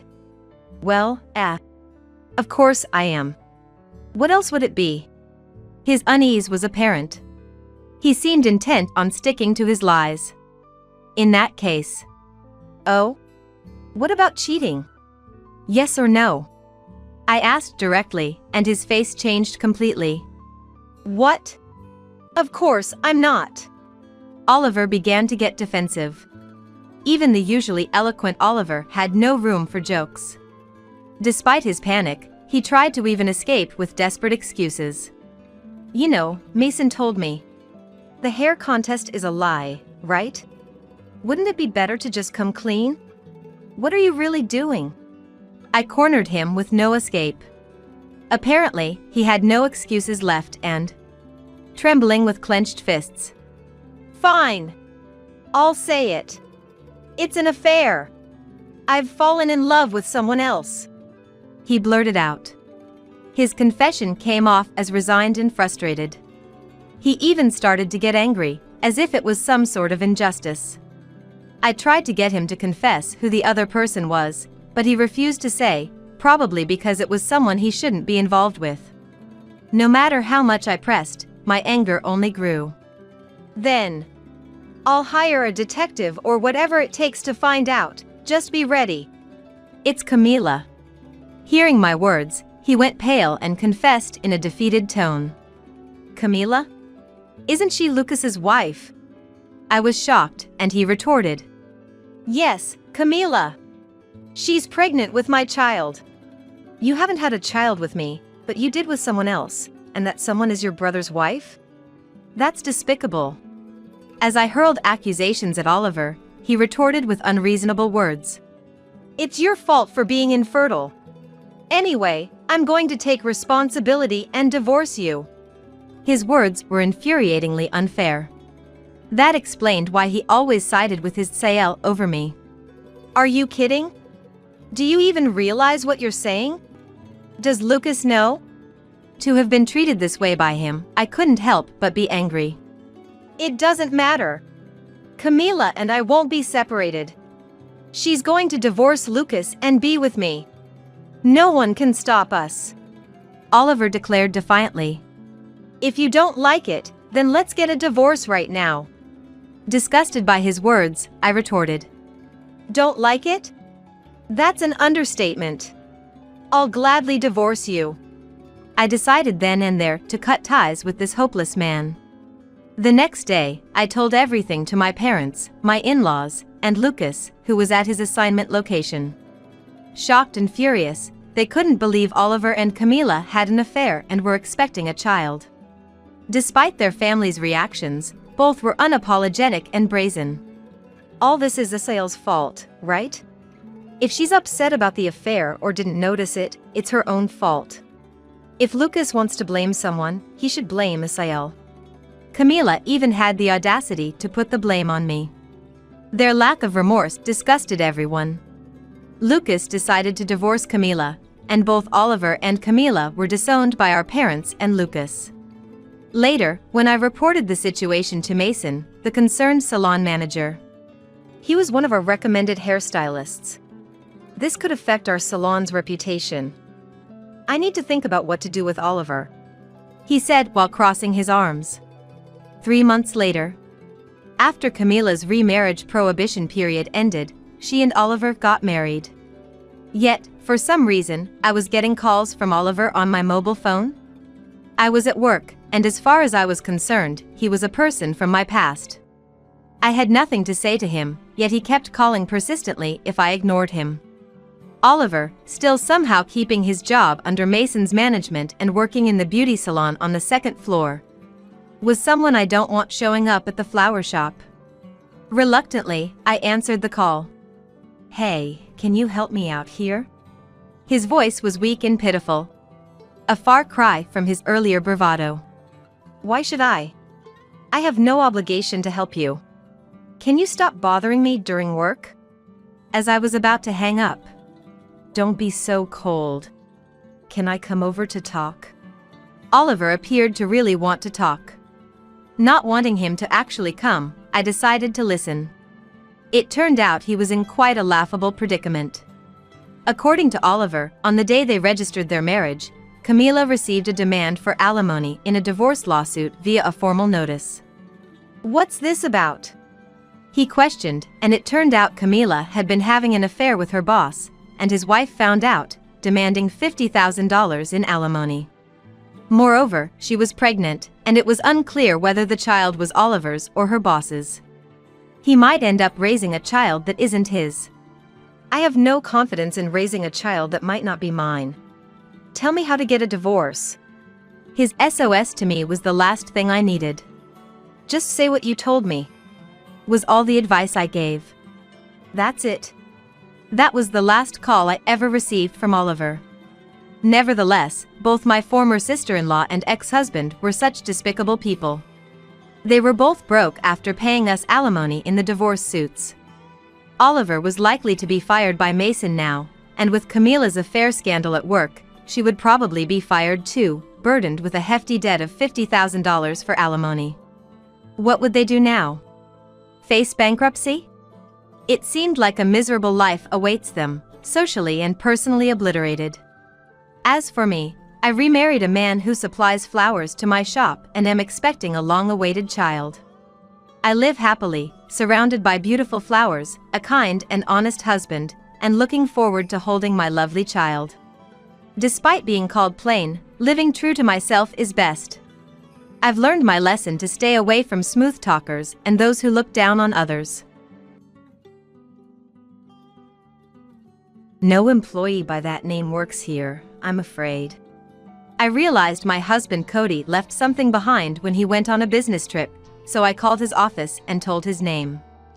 To my surprise, they said no such person worked there. What could this mean? Suspicious, I started rummaging through Cody's belongings in his room. Then, from his luggage, I found something shocking, something unbelievable. When I found this astonishing truth, I decided to revenge. My name is Rachel Thunderbolt. This year marks my 3rd year of marriage to Cody. Since I was the only daughter, Cody became an adopted son-in-law of the Thunderbolt family to carry on our name, and his last name became Thunderbolt too. He gladly accepted to take on my family's name. We had a blissful marriage, usually busy with our jobs, but we promised to have a baby someday. I could never have predicted our happy life would come to such a sudden end. It all started on the day Cody left for his business trip. While cleaning his room, I found a large envelope. It looked like important documents for his trip. Oh no! I tried calling Cody, but his cell phone was off, and I couldn't reach him. Maybe he was on a plane or on Amtrak train, going through the tunnel. Thinking it urgent, I called his company next. Hello, this is Seven Forest Corporation. I'm Cody Thunderbolt's wife. He forgot something important and I need to contact him right away. Cody Thunderbolt. Please hold for a moment. The man on the phone, presumably Cody's colleague, sounded perplexed. Soon, the call was put on hold, and music began to play. After being on hold for about 3 minutes, the same man returned with an odd word. I'm sorry, but we don't have an employee named Cody Thunderbolt. Are you sure you have the right company? What? But you are Seven Forest Corporation, right? Yes, that's correct, but I was certain it was Cody's workplace. I double-checked the phone number, and it wasn't a common company name. Despite repeatedly confirming the company name and address, they kept insisting they had no employee by that name. All right, thank you. Sorry to bother you. I hung up the phone, utterly confused, but one thing was certain. Cody was lying about something. With a mix of confusion and a desire to find some clue, I searched his room again. And there, in his bag, I found an employee ID card for Seven Forest Corporation. It had his photo on it. He definitely worked there, no doubt about it. But the name written here. It said Cody Harris, a completely different last name. Confused and dizzy, I squatted down. I took a deep breath to calm my mind. Cody had a big secret. Convinced of this, I couldn't just sit still. I went straight to a private investigator to look into his background. Cody's business trip, if his words were right, was for a week. The investigator was skilled, and I got the report before Cody returned. But the content was shocking. To put it bluntly, Rachel Thunderbolt, you're single. What? I don't understand what you mean. Cody has another family. Does that mean he's cheating on me? Well, it's more like you're the other woman. What? According to the investigator, there was no marriage record between me and Cody. He had another family, with whom he was legally married, so they were his real wife and children. Was I not married? What does this mean? It was a shockingly unbelievable fact. After receiving the report from the investigator, I couldn't say anything and rode the bus home, absent-minded. We'll need quite a bit of money for a wedding, huh? I can't afford it right now, but one day we'll definitely have one. I'll work harder so we can also go on a honeymoon. 3 years ago, Cody said that with a refreshing smile and promised, "It's okay if we don't have a wedding. I'm happy as is." I smiled and said that. His parents had passed away, leaving him all alone, so we only reported our marriage to my parents. Since I was the only daughter, he took the initiative to take on the Thunderbolt name. Of course, my parents were delighted with this. We signed the marriage application, but around that time, I got busy at work and couldn't find time to go to the city office with him. "Rachel, you're busy, right? I'll submit it when the time is right." So, I entrusted him with the application, assuming he had submitted it. But in reality, he never did, and so Cody and I were just strangers. We both had different jobs and social insurance, and we kept our finances separate. So, something that should have been apparent from tax documents or something went completely unnoticed. Cody must have known and done it on purpose. I believed we were married and lived as such. Thinking about it made me feel a deep anger rising within me. A week passed, and it was the day Cody returned home. I left work early to wait for him. Cody, we need to talk. As soon as he entered the living room with the carry-on bag he used for his trip, I talked to him. "What?" "I have souvenirs, you know," he said nonchalantly. Seeing that just made me angrier. Your real name is Cody Harris, isn't it? What? I confronted Cody with the employee ID card I found in his room, and he looked shaken for a moment. Well, I just kept Harris as my name at work. What are you talking about? When we met, you called yourself Cody Smith. Did I? I don't remember. Cody tried to feign ignorance, but I presented him with the private investigator's report. I went behind your back, sorry, but I had a private investigator look into you. You have another family, and I was just a fling, right? He seemed taken aback by the evidence but quickly tried to regain composure with a smile. It wasn't just a fling. I take everything seriously. Don't give me that. You clearly said you'd submit our marriage application. Did I say that? Then how come we're not married? Why is that? Cody kept making irresponsible words, trying to dodge my questioning. His careless attitude only made me more stressed. You were the one who said, "It's okay if we don't have a wedding." I'm happy as is. That's different. This is a case of bigamy, a violation of the law. That's fine. Since I never submitted the marriage application with you, it's not bigamy. So my feelings don't matter at all. Finally, my anger exploded. I slammed the table, causing a glass to topple and water to spill onto the floor. Ah, you're so noisy. I didn't think you were such a troublesome woman. Cody picked up his carry-on bag again and opened the living room door. Then, I'm going home. Going home? Where to? To my real home, obviously. It seems like a hassle to stay with you now. I won't come here for a while. Cool off in the meantime. Leaving these words as if I was the villain, Cody left the house. Coward! Irresponsible man! I threw a tissue box, but the front door closed mercilessly, and Cody never came back after that. I won't let this go. Didn't he realize in these 3 years that I'm not a woman who would just let things slide? I decided to make Cody pay for this. The next day, I called Misty Harris, Cody's legal wife, whose number was in the investigator's report. A woman answered, and I could hear a boy's voice in the background.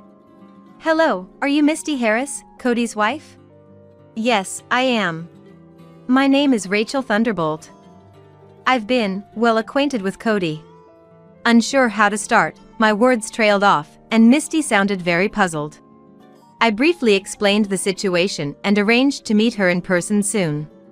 At a coffee shop, as soon as we met, Misty glared at me with disdain. "You have the nerve to show up after messing with someone else's husband." "Wait, please. I'm a victim too." I showed her the investigator's report and explained everything in detail. I still can't believe I was the other woman. Cody doing such a thing. Unforgivable. Misty believed me after seeing the evidence and was visibly furious. "I understand the situation now. Not only did he play with your feelings, Rachel, but he's also been deceiving me all this time. So, I want to punish Cody, and I need your help." "All right, I'll help you." And so, we conspired together to plan our revenge on Cody. The day of reckoning came. On his day off, Cody was relaxing in front of the TV at Misty's house. Their elementary school-aged child was out with friends, so seizing the moment, I stormed into the house. "Your other wife has graciously come to visit," Misty announced, leading me to the living room. Cody, who had been lounging, sprang up in shock at the sight of me. "Geez! Rachel!" "Long time no see, Cody." "What? Why? How?" Cody, in confusion, pointed alternately between us. "What's this? When did you two meet?" "Misty and I have become very close friends." "Huh." At that moment, the doorbell rang, and Misty's parents, along with Cody's, arrived, looking furious. Cody, who was lounging around in sweatpants, straightened up quickly. What? What brings everyone here together?" He was completely intimidated by their devilish expressions.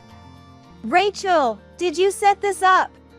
"I got Misty's help too." "So, Cody, you have no allies here." By yesterday, Misty had already told her parents that Cody was cheating. I had managed to get the contact details of Cody's parents, who were actually alive, and sent them a registered letter with the investigator's report and a summary of everything that had happened. And I called them here for Cody's punishment. "What are you doing? What's your aim with all this? First, you have something you need to do, right? You know what it is? You want money?" "No. You should start with an apology." Pressed by my stern words, Cody looked pleadingly at Misty, who just stared back expressionlessly. "We'll demand compensation after you've done what you should. Right, Cody?" Misty and I towered over Cody, who had squatted down in exhaustion. Both Misty's and Cody's parents surrounded him with stern looks. "Wait, if you two are getting along so well, there's no need to fight, right? Why not keep things as they are, maintain both families?" Even in this situation, Cody tried to escape responsibility. He was just alpha an irresponsible person. "I like both of you. I wanted to maintain good relationships, something like that." His shameless attitude was almost refreshing in its thoroughness. But both sets of parents berated him fiercely. "Are you joking? Don't you feel sorry for Misty and Rachel?" Shouts and tearful voices filled the air, and Cody shrank back, letting out a pathetic whimper. I took a deep breath and spoke calmly. "I understand exactly what you want." "You do? So we can keep things this way, right?" "No way! I'm utterly disappointed. I'm breaking up with you. And I'll be expecting compensation, so make sure you're prepared." "What? No." As I declared my decision to part ways, Misty followed suit. "I'm divorcing you too. Expect to pay compensation and child support. I don't ever want to see your face again. Get out. Cody looked up at me, his eyes tearing, and tried to plead. Before I say, don't think of coming back to my place. I won't let you in. I'll apologize properly. Let's submit our marriage application this time, right? Let's get married. Don't be ridiculous. I never want to see you again. Goodbye. Cody was disowned by his parents then and there, losing his last refuge. He was ousted from Misty's house by everyone present and stood dazed outside the gate. That was the anticlimactic end of our relationship. Now for the epilogue. Cody, having to pay us compensation and losing everything, stayed at cheap hotels and internet cafes. But after my call to his company about his business trip raised suspicion, his boss confronted him, and his double life was exposed. The whole company found out through the colleague who took the call, so Cody quit his job, fleeing in shame. True to his irresponsible nature, he ran away just because he felt uncomfortable, despite having no money. Eventually, Cody ran out of money and became homeless, as I heard. As for me, I ended my relationship with Cody, but the emotional scars of spending 3 years as the other woman didn't heal easily. I buried myself in work to forget, leading to a life consumed by my job. A male colleague, concerned about me, asked, "Is something wrong?" and we started going out for drinks together. While venting over drinks, I found myself crying, but he just silently supported me. Having lost trust in people, I began to feel that maybe I could trust this man, and we started dating. I'm experiencing a modest happiness now. Someday, I'm sure I'll find true happiness. Stop leeching off me, you useless thing. For over 20 years, I believed I had devoted myself to my husband, Thomas. Yet, this is what Thomas really thought of me. I wasn't leeching off him. I was merely devoted to him. But I can't put these thoughts into words. As my strength drains away, Thomas continues. Now that Richard is a working adult, you've got no reason to leech off me, right? But... Quiet. I don't want to hear your excuses. Thomas raises his voice. Oh, I can't do this anymore. My feelings will never reach him. At that moment, I hear something snap inside me. It's the sound of the thread of love that connected our hearts, breaking. At the same time, my feelings for him begin to fade. We were husband and wife until just now, but now he feels like a stranger. He had been using me from the start. He never loved me. Otherwise, he wouldn't blatantly cheat and try to kick me out. I don't care what happens to such a man. No, I must bring him down thoroughly. With my mind made up, I lift my face and stare intently at him. My name is Elizabeth. I'm a 50-year-old housewife, married to Thomas for 25 years. Our son Richard, born a few years into our marriage, graduated from college and started working this year. Now my child-rearing days have come to an end, I can finally do what I want. That's what I'm thinking now. But there's one problem. It's my relationship with Thomas. He is neither a good husband nor a good father. In fact, it's hard to find anything good about him. He cheats, and he doesn't properly contribute to the household expenses. Please, at least bring in enough for the living expenses. Huh? Don't get cocky when you're living off me. That's always his response. Maybe it's hopeless. Should I consider divorce? Lately, I've been thinking about it more and more. But I can't easily bring myself to mention divorce. The truth is, his father, Joseph, who is currently hospitalized and in poor health, entrusted Thomas to my care. I have to be grateful to Joseph and bear it as long as I can. His words can't be ignored. But the desire to divorce is strong. Caught between these conflicting emotions, I find myself reminiscing about happier times before our marriage. The trigger for that past happiness was a misfortune that befell my father, David. My family runs a small eatery. My father was in charge of cooking, and my mother served the customers. Needless to say, the food was delicious. But my father was incredibly bad at business.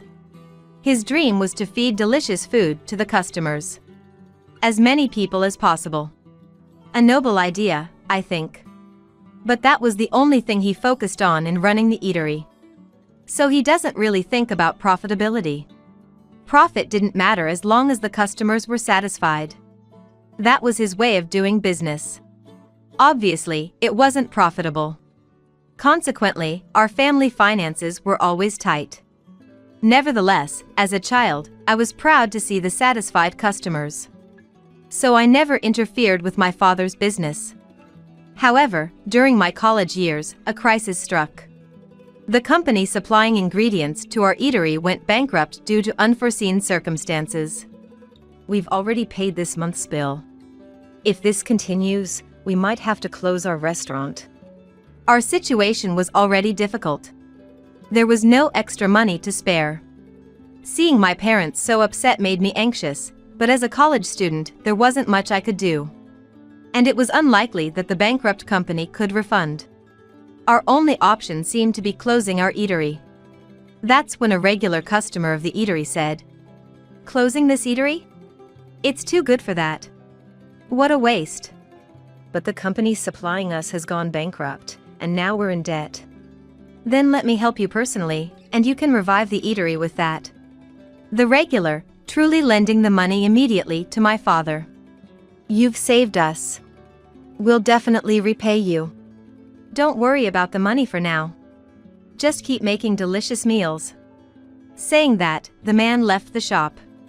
Afterward, my father started dealing with a larger food wholesaler, which offered ingredients at a cheaper rate. Fortune seemed to smile upon us, and our family's eatery was saved from bankruptcy.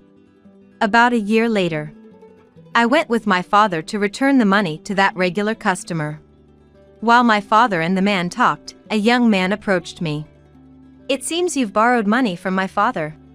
Listening to him, I learned that he was the son of the man who lent us money. His name is Thomas, and he works for his father's company. "You're beautiful. How about going out with me sometime?" "Me? Go out with you? Why not?" Think of it as a way to say thanks for the loan. It's true that we were helped by the loan.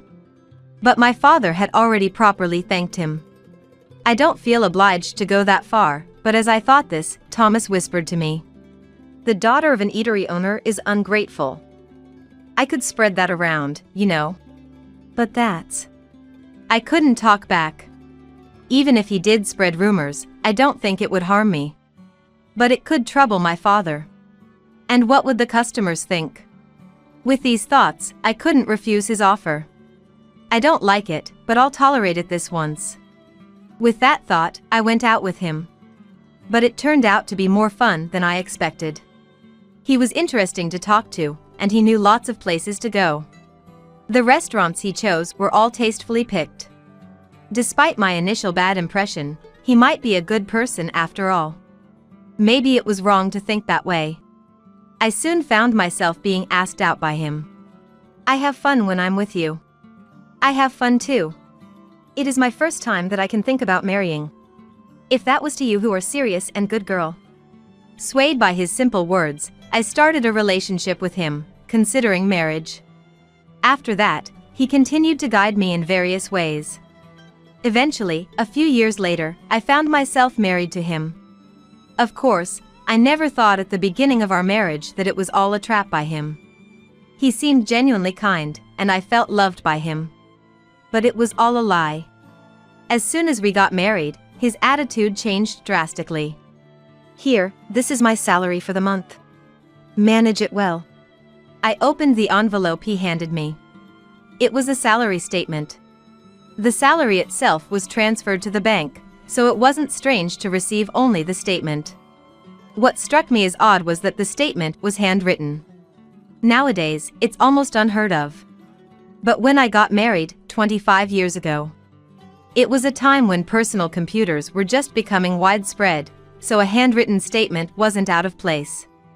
"There's over $1,000, so it should be enough, right?" I murmured to myself, trying to be convinced. I managed our life with that small amount of money. As our marriage continued, I gradually felt something was off. It was his lifestyle. He left home at a fixed time every morning. But his return was never at a set time. It varied day by day. I'm busy with various jobs as my father's successor. Then, could you call before coming home? Stop nagging. All right, I'll call. He shouted. His attitude made me feel even more uneasy. Maybe he's out playing around. Perhaps he even has an affair. I had these thoughts, but I was too scared of his shouting to confront him. In the end, I couldn't say anything, despite my doubts about his behavior. Eventually, our son Richard was born. I thought maybe he'd change a bit with a child. But he remained the same. Looking back, I think that's when I started considering divorce. Then, when Richard was about middle school age, I got a call from my mother while I was out shopping for dinner. What? Dad's in the hospital. It was news of my father's hospitalization. I rushed to the hospital. Mom's just exaggerating. My father laughed heartily. I felt relieved. But in that moment, I remembered something and my heart leaped. Oh no! I forgot to contact Thomas. By then, it was too late. My mobile phone was filled with countless calls from him. When I called back in a hurry, his displeased voice came through. Where are you? What are you doing? Hurry back and make my dinner. I'm sorry. My father. Huh? Your father? Your own father? Thomas asked in a slightly harsh tone. I answered in a small voice. Yes. He was suddenly hospitalized. Your father has nothing to do with it. You are my wife. I closed my eyes in fear at his shouting. I'm terrified of his loud voice. But I couldn't just let it go without responding. I braced myself and retorted. Isn't it natural to worry about one's father? That should be okay, right? Shut up. Don't talk back to me. No, I will say this. You would rush to your own father's side, wouldn't you? When I asked this, he suddenly fell silent. Putting himself in my shoes must have struck a chord. I thought so, but his reply was beyond my imagination. Huh? Even if my father was hospitalized, I'd ignore it. After all, I wouldn't be troubled if he wasn't around. I was speechless. This has to be a lie. That's what I thought, but I couldn't deny it. After much hesitation, I had said this to him. I'm not like you. Sorry, but eat out tonight. That was all I could say, my maximum effort. I hung up the phone, still in a daze. Since that incident, I truly couldn't believe him anymore. It was then that I finally realized that the happy times before our marriage were all an illusion. Ah, I see. He wanted a housekeeper, not a wife. Saying it out loud made me sad. But I couldn't just stay sad. That's right. If I'm going to divorce, I need to prepare. I started to prepare for the divorce. And then, a few years passed. This time, Thomas's father, Joseph, was hospitalized. And his condition was quite serious. He might not be able to leave the hospital, the doctor had said. I relayed Joseph's condition to Thomas. But Thomas remained unbothered. Does it mean it'll cost money? It's not the time to worry about money, don't you understand? I get it. I'll talk to my brother. Thomas contacted his brother James. James is married but doesn't have children. So Thomas suggested to James that he might be able to bear the hospital expenses. Can you pay for it? We have Richard and Elizabeth, and it's tough for us. He spoke as if it was someone else's problem. It reminded me of the time my father was hospitalized. It seemed he really didn't care about Joseph. I couldn't take it anymore. Enough. I'll figure something out and pay for Joseph's hospital bills. Don't forget what you just said, Thomas shouted. I nodded firmly. In the end, my words triggered us taking on the burden of Joseph's hospital expenses. Also, due to his illness, Joseph stepped down from his position as the president. And Thomas took over as the president. Regardless, Thomas didn't like that I had spoken up. Since then, he blatantly stopped coming home. Even when discussing Richard's future plans, Thomas ignored my calls and didn't return home. Dad's not coming home again today. I'm sorry, Richard. I'm causing you trouble. It's okay, I don't care about Dad. But I want to go to a university in Boston. That's right. Don't worry about the tuition, I'll manage it somehow. Soon after, Richard's enrollment in a Boston university was confirmed. Naturally, Thomas didn't see Richard off. Once Richard moved to Boston, the house suddenly became quiet. By then, Thomas was only coming home about once a week. There's also Joseph's hospital fees. Could you transfer a bit more? Huh? I've already transferred over half of my salary. It should be enough for you alone. The amount Thomas transferred was just a little money. Clearly, it was only a fraction of his salary. Saying over half was definitely a lie. I knew that. But I didn't have the energy to complain. Years passed, and I received news that Richard had found a job. Richard has got a job now. It's probably a good time to talk about divorce. In these years, I had prepared for the divorce. It was just a matter of timing. When and where should I say it to avoid any trouble? Such thoughts constantly occupied my mind. It's not even about not wanting to cause a scene. I laughed at myself sarcastically. Then one day, I had been to visit Joseph. After chatting with Joseph as usual, I returned home. Reaching the entrance, I was startled. For some reason, the front door was unlocked. Could it be a burglar? Tentatively, I peeked inside the house. Then I heard the sound of the TV and Thomas's laughter coming from the living room. So Thomas was home.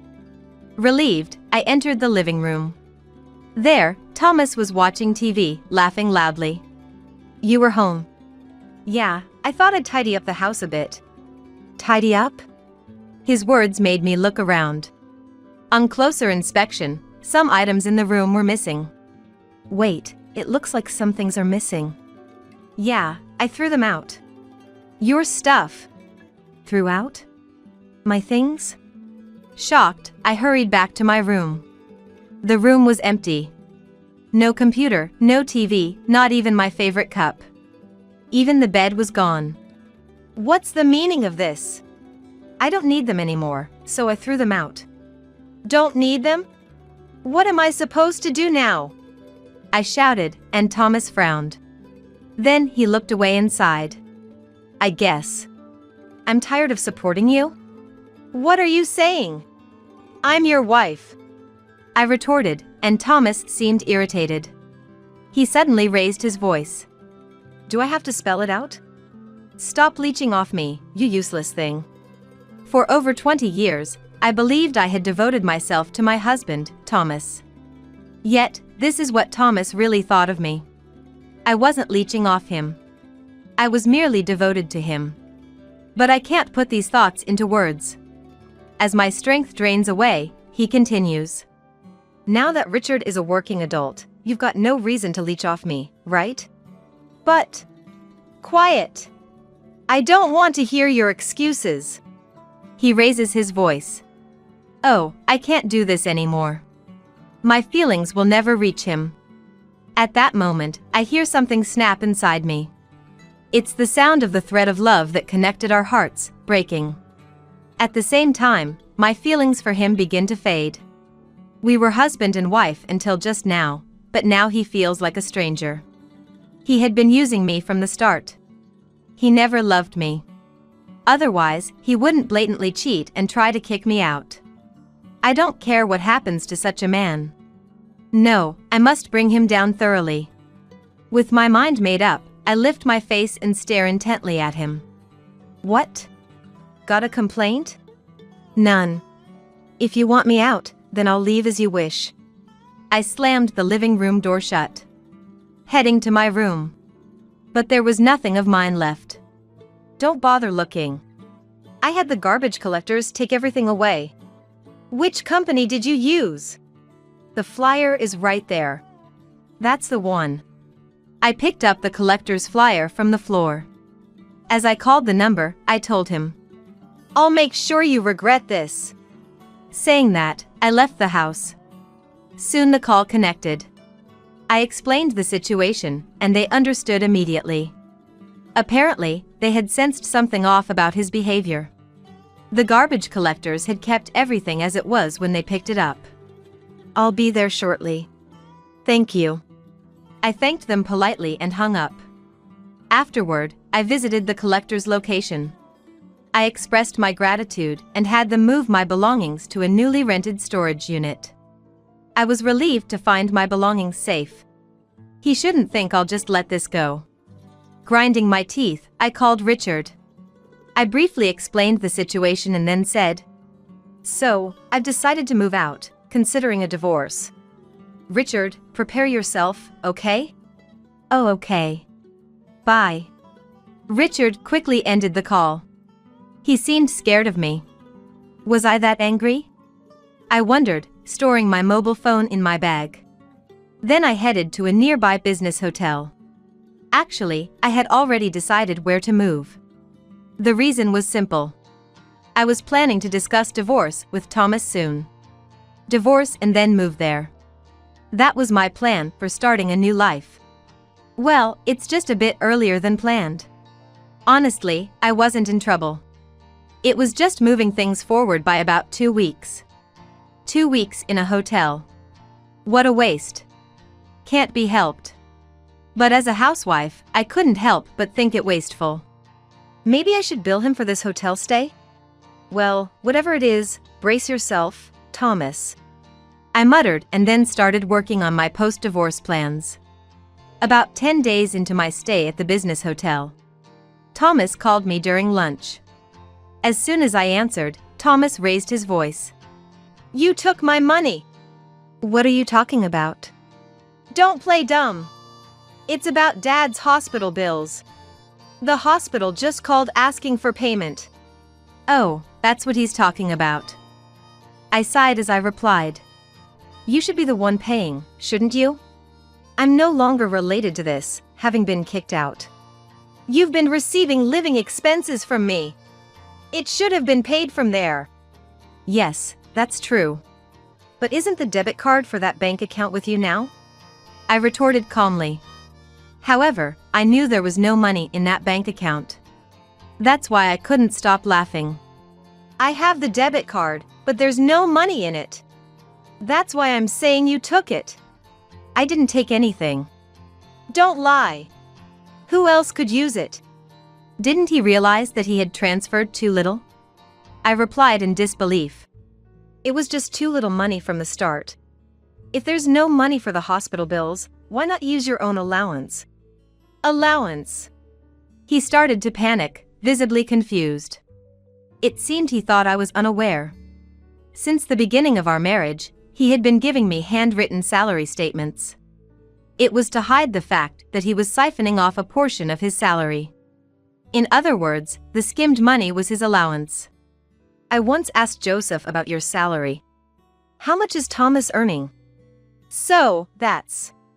He looked puzzled but told me. So, I knew about the skimmed money. As I told him, he fell silent. There was a long silence, making me wonder if the call had dropped. Then suddenly, he raised his voice. What's wrong with using the money I earned? It's your fault for using up the money I gave you. Okay. So? We're getting divorced. I'm going to demand compensation. You'll pay back the money you spent. At that, I sneered. Perfect timing, I had evidence. Now Thomas couldn't escape the truth. I responded with a smile. Oh, thank you. I wanted to get divorced too. Come to my place for the divorce discussion. What? No, but... You want to divorce, right? I've prepared evidence of your affair and am waiting. Though I couldn't see him, his voice sounded strained. Evidence of an affair? What are you talking about? No use pretending. I have the evidence photos. Evidence photos? I could almost see him getting pale. Suppressing my laughter, I continued. Then, I'll give you the address. Let's meet next Sunday to discuss in detail. I gave him the address of a certain location and quickly ended the call. I had successfully set up the divorce confrontation. Now, if only I could make him apologize. Honestly, that would be the trickiest part. I steeled myself for the upcoming meeting. On the promised Sunday. I was already at the meeting place before the scheduled time. I wondered when he would arrive. Looking around, I spotted Thomas in the corner of my eye. Over here! I waved and called out. He looked up, surprised. Here? Yes. Didn't I give you the address? But, this place, whose mansion is it? Thomas looked behind me. There stood a mansion worth about $1 million. Much larger than a normal house, with a garden. A 3-story building with a basement and a theater room. Luxury cars parked in the built-in garage. Pointing at the mansion, I said with a smile. This is my house. It's newly built, so it's beautiful, right? Your house? Yes. I thought I'd live here after the divorce, so I started building it a while ago. Yes, the place I had called him to was my newly built house. Thomas, thinking of me as just a housewife, was understandably shocked. Pushing him from the back, I led him into the house. I guided him to the living room. Let's start our discussion. This is my lawyer. I introduced my waiting lawyer. But Thomas was too distracted. Restless, his gaze never settled. He kept looking around, not even trying to see the evidence photos of his affair on the table. Also, he didn't respond when spoken to. Frankly, the discussion was unproductive. Eventually, he asked in a quiet mutter. How did you afford this house? While thinking, is that what you're curious about? I answered. I just bought it, normally. Liar! A housewife can't afford to buy a house. It's said that to buy a $1 million house, one needs an income of around $150,000 per year. But I have that kind of income. So, I answered calmly. I earn that much. Do you have a problem with that? No, but how? I started helping out at a friend's company, and before I knew it, things turned out like this. The story goes back a few years. When I decided to divorce during my father's hospitalization turmoil, I started preparing for it. The first thing I did was look for a job. I wouldn't be able to live without a job after the divorce. So, I searched for a job to sustain myself. But good jobs aren't easy to find. That's when I consulted my close friend Linda. Why don't you help me out with my work? What kind of work do you do? Aquaculture on land. Land-based aquaculture involves artificially creating facilities like pools for farming. There are downsides, of course, but it prevents ocean pollution. It's an eco-friendly type of farming. Linda's father started it, and now Linda had taken over. So, you had been working there? Thomas asked tentatively. After I started helping, the business began to thrive. I was mainly involved in negotiations and administrative work. Linda was grateful for my help, and eventually, I was promoted to an executive position. It was all coincidental, but I believe luck is part of one's capabilities. Hearing my story, he looked dejected. Then, after a moment of thought, he suddenly looked up. Okay. Let's pretend this divorce talk never happened. How about we start over? As he spoke nonsense, I coldly replied. Are you crazy? No, I genuinely want to start over with you. Thomas pleaded fervently. But seeing that he was only dazzled by my money, I retorted with a raised eyebrow. I refuse to be with someone who cheats. And someone who neglects Joseph. No, about my father. Enough. You don't know, but I was the one paying for Joseph's hospital bills. The money Thomas gave me was really just a little. After paying for food, utilities, and other expenses, there was usually nothing left, sometimes not even enough. He only gave me that much. Obviously, there was no way to pay Joseph's hospital bills with it. At first, I managed somehow, but later I paid them with my salary. And yet, you never listened to me or visited Joseph. Well, that's because I can't trust someone like that. I raised my voice, and he fell silent. Then, the lawyer discussed the compensation. Thomas couldn't say anything. He just kept his head down until the end. Eventually, prompted by the lawyer, Thomas signed the divorce papers. The compensation was set at $30,000. So, now that the divorce is settled, you'll pay Joseph's hospital bills. Ah. Thomas nodded reluctantly. At least he didn't argue. I felt relieved. Finally, I sent him away, as if chasing him out. It's over at last. The only regret was that he never apologized. But I had one last card to play. If I played it, he would apologize. Thinking that, a smile crept onto my face. A few days later, after leaving the company, someone called out to me from behind. Hey, Elizabeth! Turning around, I saw Thomas standing there. Don't address me so familiarly. We're divorced. Shut up! What did you do? He looked at me with an angry, red face. His reaction told me everything. Ah, he must have heard that news at the company. I smiled and responded. What do you think I did? Don't joke around. Tell me how you got me fired. He stomped his foot. His frustration amused me, and a smile escaped. Isn't it your own fault? Getting punished for having an affair with the office clerk? His affair partner was a clerk at his company. Apparently, he did whatever he wanted because he was the president. After deciding to divorce, I reported the matter to Joseph. While Joseph regretted our divorce, he was furious about Thomas's actions. When I showed him the affair evidence photos, Joseph became even more angry. Then he said to me, I want to transfer all my company shares to you. To me? What about Thomas's brother? No, to you. Use them to dethrone Thomas from his position as president. That was Joseph's plan. His company is a corporation. For a president or any executive appointment, a shareholders' meeting resolution is necessary. Of course, it can also be decided by a board of directors resolution. However, Joseph's company isn't very large. He holds most of the issued shares. This means that as a shareholder, he could make decisions alone.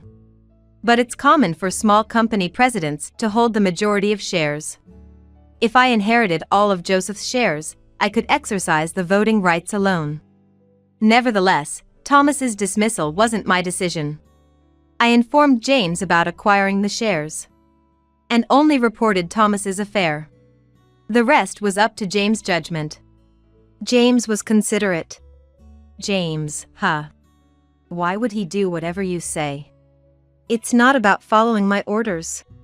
It's about doing what's best for the company. As I said this, Thomas collapsed on the spot.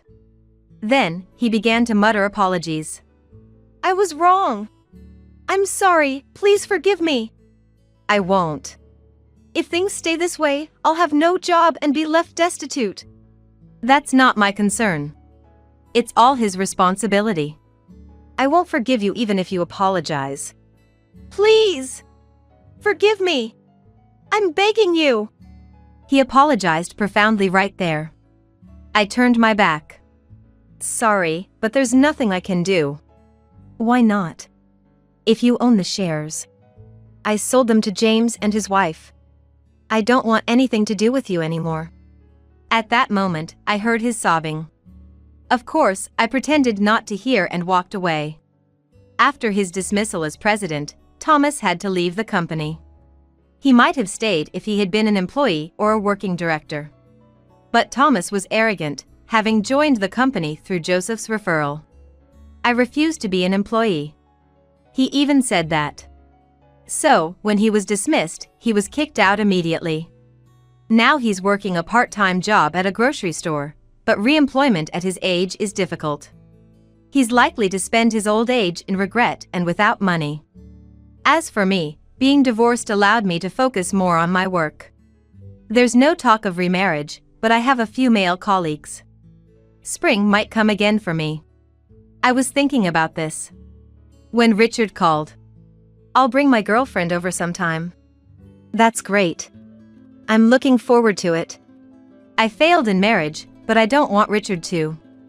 But I'm sure he'll be fine. Richard is much more sensible than me. I want a divorce. Fine, but I'm not paying any alimony in a divorce trial, you know? You don't work, so you must not have any money. Are you okay with that? More than money, protecting my own happiness is much more important. I don't want to stay in this house, nor do I want to live with this man. I'll definitely divorce and make you regret it. My name is Carolina. I was born and raised in the countryside, 58 years old, and picking mountain vegetables becomes my hobby when the weather gets warm. I love the peaceful countryside air, but there was a time in my life when I resented being from the countryside. Back then, I was in my 20s. After graduating high school, I got a job at a local department store, a position only offered to top students. I believe I lived a more glamorous life than others my age. Then one day, my boss said, "A VIP customer is coming." And I was assigned to assist a certain individual. That was my husband, Louis. Louis's family had produced a member of parliament, and even though Louis's direct family wasn't in politics, they were a well-known local business family. As the eldest son, Louis was set to inherit the family business and had significant influence locally. However, in the larger scope, their business was just one of many competitors. In the city, they would probably be overshadowed. Yet, in our area, Louis was something like a local king. But it was this assignment in the store that led to Louis taking a fancy to me. People around me said things like, "Marrying a rich man, you're so lucky, your future is secure." But I wasn't happy at all. Louis's family, the Warners, had a lot of bad rumors because of their influence locally. Arrogant, quick to fire employees they didn't like, secretly dating several pretty female employees. How much of it was true, I, a recent high school graduate, couldn't tell. But where there's smoke, there's fire. There must be some truth to the issues they faced. Louis's approach was persistent, no, passionate, and he often waited in his car outside my workplace until I finished work. He gave me bouquets, treated me to dinners at fancy restaurants, various ways of showing his affection. However, as I talked more with Louis, I started to think. Despite all the rumors about his family, maybe he's a serious and good person? So, I started dating him, and eventually, we got married. Right after our marriage, my in-laws gifted us a house. They said it was a wedding present. I was used to more modest wedding gifts, so it surprised me. Louis accepted it as if it were normal. I realized then that we lived in different worlds.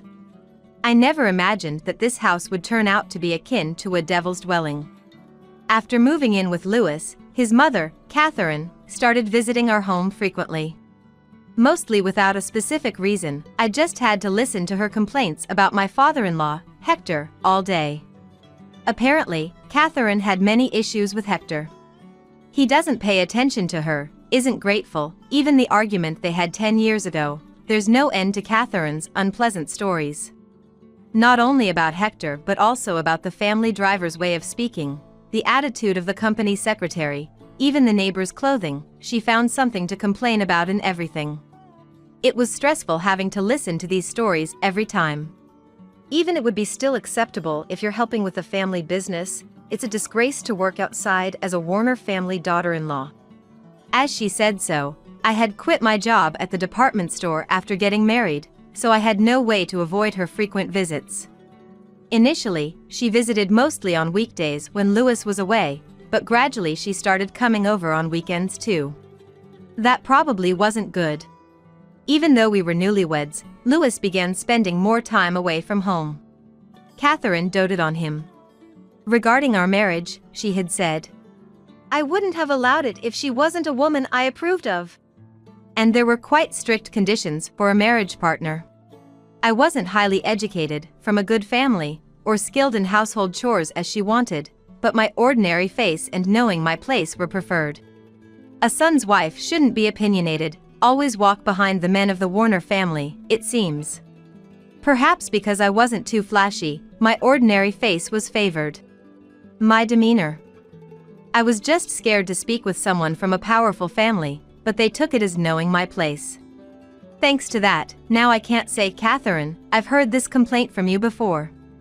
Half a year into the marriage, Louis hardly came home, and I started to wonder if I married him or Catherine. Then, his affair was discovered. One night, when he returned home in a company car, I accidentally witnessed from the window him kissing a woman in the back seat before parting ways. The driver didn't seem particularly flustered. As soon as they finished their exchange, the driver smoothly drove off, as if accustomed to their affairs. Hey! What was that just now? Naturally, I confronted Louis, who entered the house with a calm face. I couldn't forgive infidelity less than a year into our marriage, especially after such a passionate pursuit before marriage. However, his reaction was completely different from what I expected. Don't make a fuss over one or two women. Instead, prepare dinner. I was speechless at his attitude, untying his tie and heading to the living room. He wasn't even trying to hide it, but rather being defiant. Wait. Explain. Who was that woman? You're noisy. She's a woman from the company. A new employee, I'm just looking after her. You're a high-ranking official. You're not in a position to look after new employees. What kind of care are you providing? Enough, I'm tired. Be quiet. With that, he forcefully shook off my hand. I was pushed hard on the shoulder and fell to the floor. Calm down. I'm displeased, I'm taking a shower. Leaving me with a cold gaze, he really went to take a shower. The sound of the shower echoing in the room felt emptily surreal, and I deeply regretted marrying such a person. The next day, Catherine, as usual, came to our house and spoke to me in a clearly bad mood. "Carolina, sit down there." "What?" Confused, I was forcibly pushed to the floor by the secretary who entered the room with her. "What is this about?" "You yelled at Louis yesterday, who was tired from work, didn't you? Is that what a wife does?" "How do you know that?" "But that's because I saw him kissing a woman in front of the house. It's natural to ask what that was about." "I was told by him to warn you. Honestly, as a Warner family woman, you should turn a blind eye to one or two outside women." "Are you saying I should tolerate infidelity and pretend not to see it?" Great men in the past had many women. That's what it means to have power. I can't accept this. This family is really strange. "That's it. I'm divorcing Louis." Saying it out loud made me tear up for the first time. Despite everything, I did love Louis. I never imagined choosing to leave him in such a manner on our wedding day, but "There's no way I'll allow that. What nonsense are you talking about?" I involuntarily shrank back at Catherine's furious demeanor. After a heavy sigh, Catherine took out her mobile phone and made a call to somewhere. "Hi, yes, sorry Hector. Could you come home for a moment, is it okay now?" "Yes, understood." As soon as she hung up the phone, she glared at me and said, "We're going to our house." Despite my resistance, I was forcibly dragged by the secretary, put in a car, and taken to my in-laws' house. Or more precisely, to the barn of my in-laws' house. Shortly after our arrival, Hector, father-in-law, also appeared. It seems he was the one Catherine had called earlier. "Carolina, you said you wanted a divorce?" Hector sneered at me. "Yes. I'm sorry, but that's not acceptable.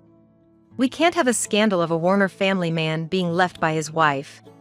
"I don't care about that. Just as I tried to argue back, he grabbed my hair. "Listen, what I and Louis say is absolute. You have no right to refuse. Understand that until you calm down." Saying this, he roughly let go of my hair, and I staggered backward. "Let's go," Hector commanded. "Just do your duty." Catherine left these words behind and walked out of the barn with Hector. Hearing the sound of the key, I realized I was locked in. Panicking, I banged on the door and screamed to be let out, but someone who seemed to be the secretary said through the door, "I'm afraid that's not possible," and then ignored me completely. 12 hours later, locked in the hot and humid barn, I was on the verge of dehydration when I was finally released. Exhausted, Catherine asked me, "Have you calmed down?" and handed me a bottle of water. Drinking the water hastily made me feel sick, and I was too exhausted to think. Far from calming down, I couldn't think of anything. Led by Catherine into the house, I saw Louis and a woman next to him. "Have you reflected?" "Carolina. I'm willing to forgive you if you have. I still like you." Seeing his smiling face made my spine chill. "No, I can't have a conversation with this person. And, starting today, this lady will live with us too.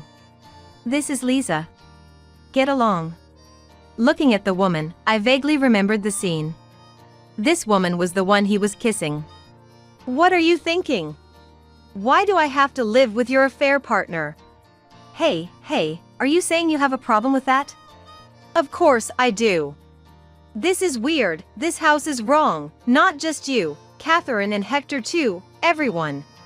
The atmosphere in the room froze with my words. But I didn't think I was wrong at all. How dare you? To disrespect not just Louis but Hector too. Catherine's anger was calmed by Louis saying, "It's okay. You said you wanted a divorce? Do you know what will happen to you and your family if you divorce?" His cold gaze met my defiant stare. "I'll take you up on that, let's get divorced." "Fine, but I won't pay any alimony in a divorce trial, you know? You don't work, so you must not have any money. Are you okay with that?" Louis smiled creepily. He thinks threatening me with money will make me return. It must have always been like this. "Even so, please divorce me." As I answered, Louis sighed and instructed Lisa. "Take the paper in the back right of that drawer." Lisa stood up, took a paper from the drawer as instructed, and handed it to him. "Here. Dad said to threaten women with this when necessary. My part is already filled out. Use it as you like." The paper handed to me was a signed divorce application, just as he said. "Good, I'll proceed with this immediately and cut ties with this house. If you regret it, it's not my problem," he said, to which I replied firmly, "I won't regret it, I'm sure." Dragging my weakened body, I headed to the courthouse. Wait. With such a dirty look, even if you're pretending to be someone else, if a woman from the Warner family is seen walking outside at night, it'll be a shame, so use our car. I'll provide a driver for you. Hector's words made me visibly frown. Are they planning to lock me in the car and take me somewhere? Then, at that moment, the secretary, Casey, "I'll do it," raised her hand to volunteer. She had been accompanying me on shopping trips ever since I got married. He then ordered Casey, "Then you go." Trusting Casey, I got into the car and submitted the divorce papers. 2 weeks later, I received an unexpected call from Louis. The first thing, he shouted, "Don't mess around." "What's the matter?" All of a sudden, "Don't play dumb. You're the culprit. Because of you, we're losing business partners. What are you going to do about it?" That's exactly what I wanted. I'm glad to hear that." Irritated by my laughter. "I'll destroy your family's home," shouted Louis. Actually, when I submitted the divorce papers. "Please use this." Casey handed me a pen in the car. Inside it was footage of me being lectured by Catherine about Louis's infidelity, being forcibly taken to the car by a male secretary, and then locked in the barn. It also included the moment Louis said he wanted to live with his mistress. Casey's sister was almost forced to become Hector's mistress and was fired from the group company when she refused. Casey and her sister had different last names due to their parents' divorce, so no one realized they were sisters. She had been waiting for a chance for revenge, always carrying a pen-shaped mini-camera in her breast pocket just in case. "Your treatment by Carolina was too harsh. I like you because you're kind and always thank the secretary. This should keep your family safe. Feel free to use it as you wish. Please take it with you," she said, entrusting me with the data. With this perfect material, I contacted a friend who worked at a publishing house to expose the reality of that house. I had planned to do this after the divorce anyway, but I was thankful to have evidence of the terrible treatment I received. I sold the data to a magazine, and the ruthless reality of the family was spread not only in magazines and newspapers but also on social media. Considering they were a family that had produced a member of parliament, even though they weren't a major corporate representative, the scandalous nature of the story attracted public attention as expected. Basically, you exposing dad and mom's affair. What do you want to do? I'm exposing all the misdeeds of your family. If there's any power left in your family, I would have been completely destroyed along with my family, right? I just took up arms to protect my family. Got a problem with that? I had heard from Catherine's complaints every day that she actually has a lover. Initially, it started with Hector's infidelity, and as revenge, Catherine also cheated. Catherine, at 68 years old, had a lover in his 20s. She was quite smitten, apparently showering him with gifts. Catherine said, "If it weren't for the ties to this house, we would have been married long ago." But frankly, to the lover, Catherine was probably just a wallet. Catherine's history of affairs wasn't just with this man. Apparently, there were many others in the past. While she claimed it was revenge against Hector, Catherine seemed to enjoy it just as much. It was mutual. Because of you, Dad is even saying he'll divorce Mom. It's your fault. I thought Warner family members weren't allowed to divorce. If your dad can't endure it anymore and easily changes his opinion, that's pretty small-minded. Shut up. The person who caused this shouldn't be acting so high and mighty. The cause, don't make me laugh. It's your parents who messed up with their constant affairs, and you for cheating, leading to our divorce. What will you do if this house falls apart? I'm the only one inheriting this house and company. If it continues like this, I'll lose everything. Louis's voice gradually turned to tears. It's his fault, so I wish he wouldn't cry so pathetically. Duh. If you care so much about your family and company, why not just pull yourself together and rebuild them if they collapse? Don't you have any thoughts of starting over? It's unattractive to be unable to do anything unless you're at an advantage from the start. Shut up. A commoner like you couldn't possibly understand what it feels like for me, who has been burdened with the expectations of being an heir since childhood, to have my promised future taken away. Do you really think you were the only one expected to be an heir? Of course. Well, yes, you're the only decent son. What do you mean?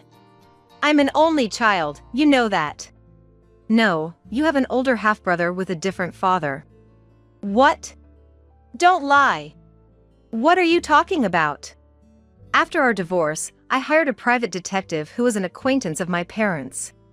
Your family is so well known that I didn't even need a detective to find all sorts of information. An older brother for me? Don't joke. I've never heard such a thing. As he was infuriated, I patiently explained to him about the existence of his brother. But it's true. Your family's former housekeeper, Joanne, you know her, right? Hector had a child with her. He was speechless at my words. Joanne, she. He was clearly interested in the familiar name I mentioned over the phone. Well, he never acknowledged the child legally because my legal wife doesn't have children yet. Catherine, who was newly married at the time, was very against it. Catherine had you, but Hector preferred Joanne's child, whom he had first. He even told people he wanted that child to inherit the family business. Eventually, that didn't happen, and reluctantly you were born as the heir. Your family is like a drama, really. At this point, Louis whispered, "That can't be true," in a small voice. But unlike before, his tone conveyed that he didn't think my story was false. Now, here's the question. Huh? Louis reacted with an obviously displeased voice when I suddenly started joking. Who really carries the blood of the Warner family? What do you mean? You are the child of Catherine's affair. What? When she found out about Joanne's pregnancy, she got back at Hector by getting pregnant with a man who was a driver at the time. That child was you. That's impossible. It's true, Hector didn't notice, but my investigation found people who knew about Catherine and your real father at the time. No. That's a lie. I'm the only heir to this house. Otherwise, what was all my effort for? Louis wailed like a child throwing a tantrum. That's why the real heir is Joanne's child. Not a drop of Hector's blood in you. If you doubt it, do a DNA test yourself. Well, it will be interesting to see what you, a stranger by blood, will do with that irredeemable house from now on. Good luck, bye-bye. I couldn't hide my smile as I cheerfully said goodbye to him and hung up the phone. Louis must have been shocked, he stayed silent. Then, my leak sparked other magazines to talk about Louis's family scandal. It was revealed that Louis was not of the Warner blood, Hector's tax evasion, and Catherine's verbal abuse to the driver. My plan worked faster than I thought. Louis's family fell into decline, closing all their businesses. Locally known as the no-good family, they fled the town and dispersed, now living modestly. While the relatives live modestly, Louis struggles to find a job due to his widespread exposure in magazines. He tried to command his former subordinates to find him work, but no one listens to a powerless Louis. His actions ended up in magazines, leaving him unemployed. Hector and Catherine divorced, entangled in disputes over alimony from the divorce. It was an ugly family till the end. As for me, I asked to be rehired at the department store where I worked before marriage. After that, I focused on my career, advancing smoothly. When I reached a certain age, I attended a middle school reunion and met a classmate attending for the first time in his 40s. He was not good at socializing and a man of few words. But his unpretentiousness was exactly what I found appealing and trustworthy. Thanks to that, my second marriage is going very well. The first marriage was full of struggles, but because of that, I learned to be discerning. Being single for a while allowed me to meet my current husband. In a way, my life hasn't been a waste. I even feel a little grateful to Louis. That's how I feel now.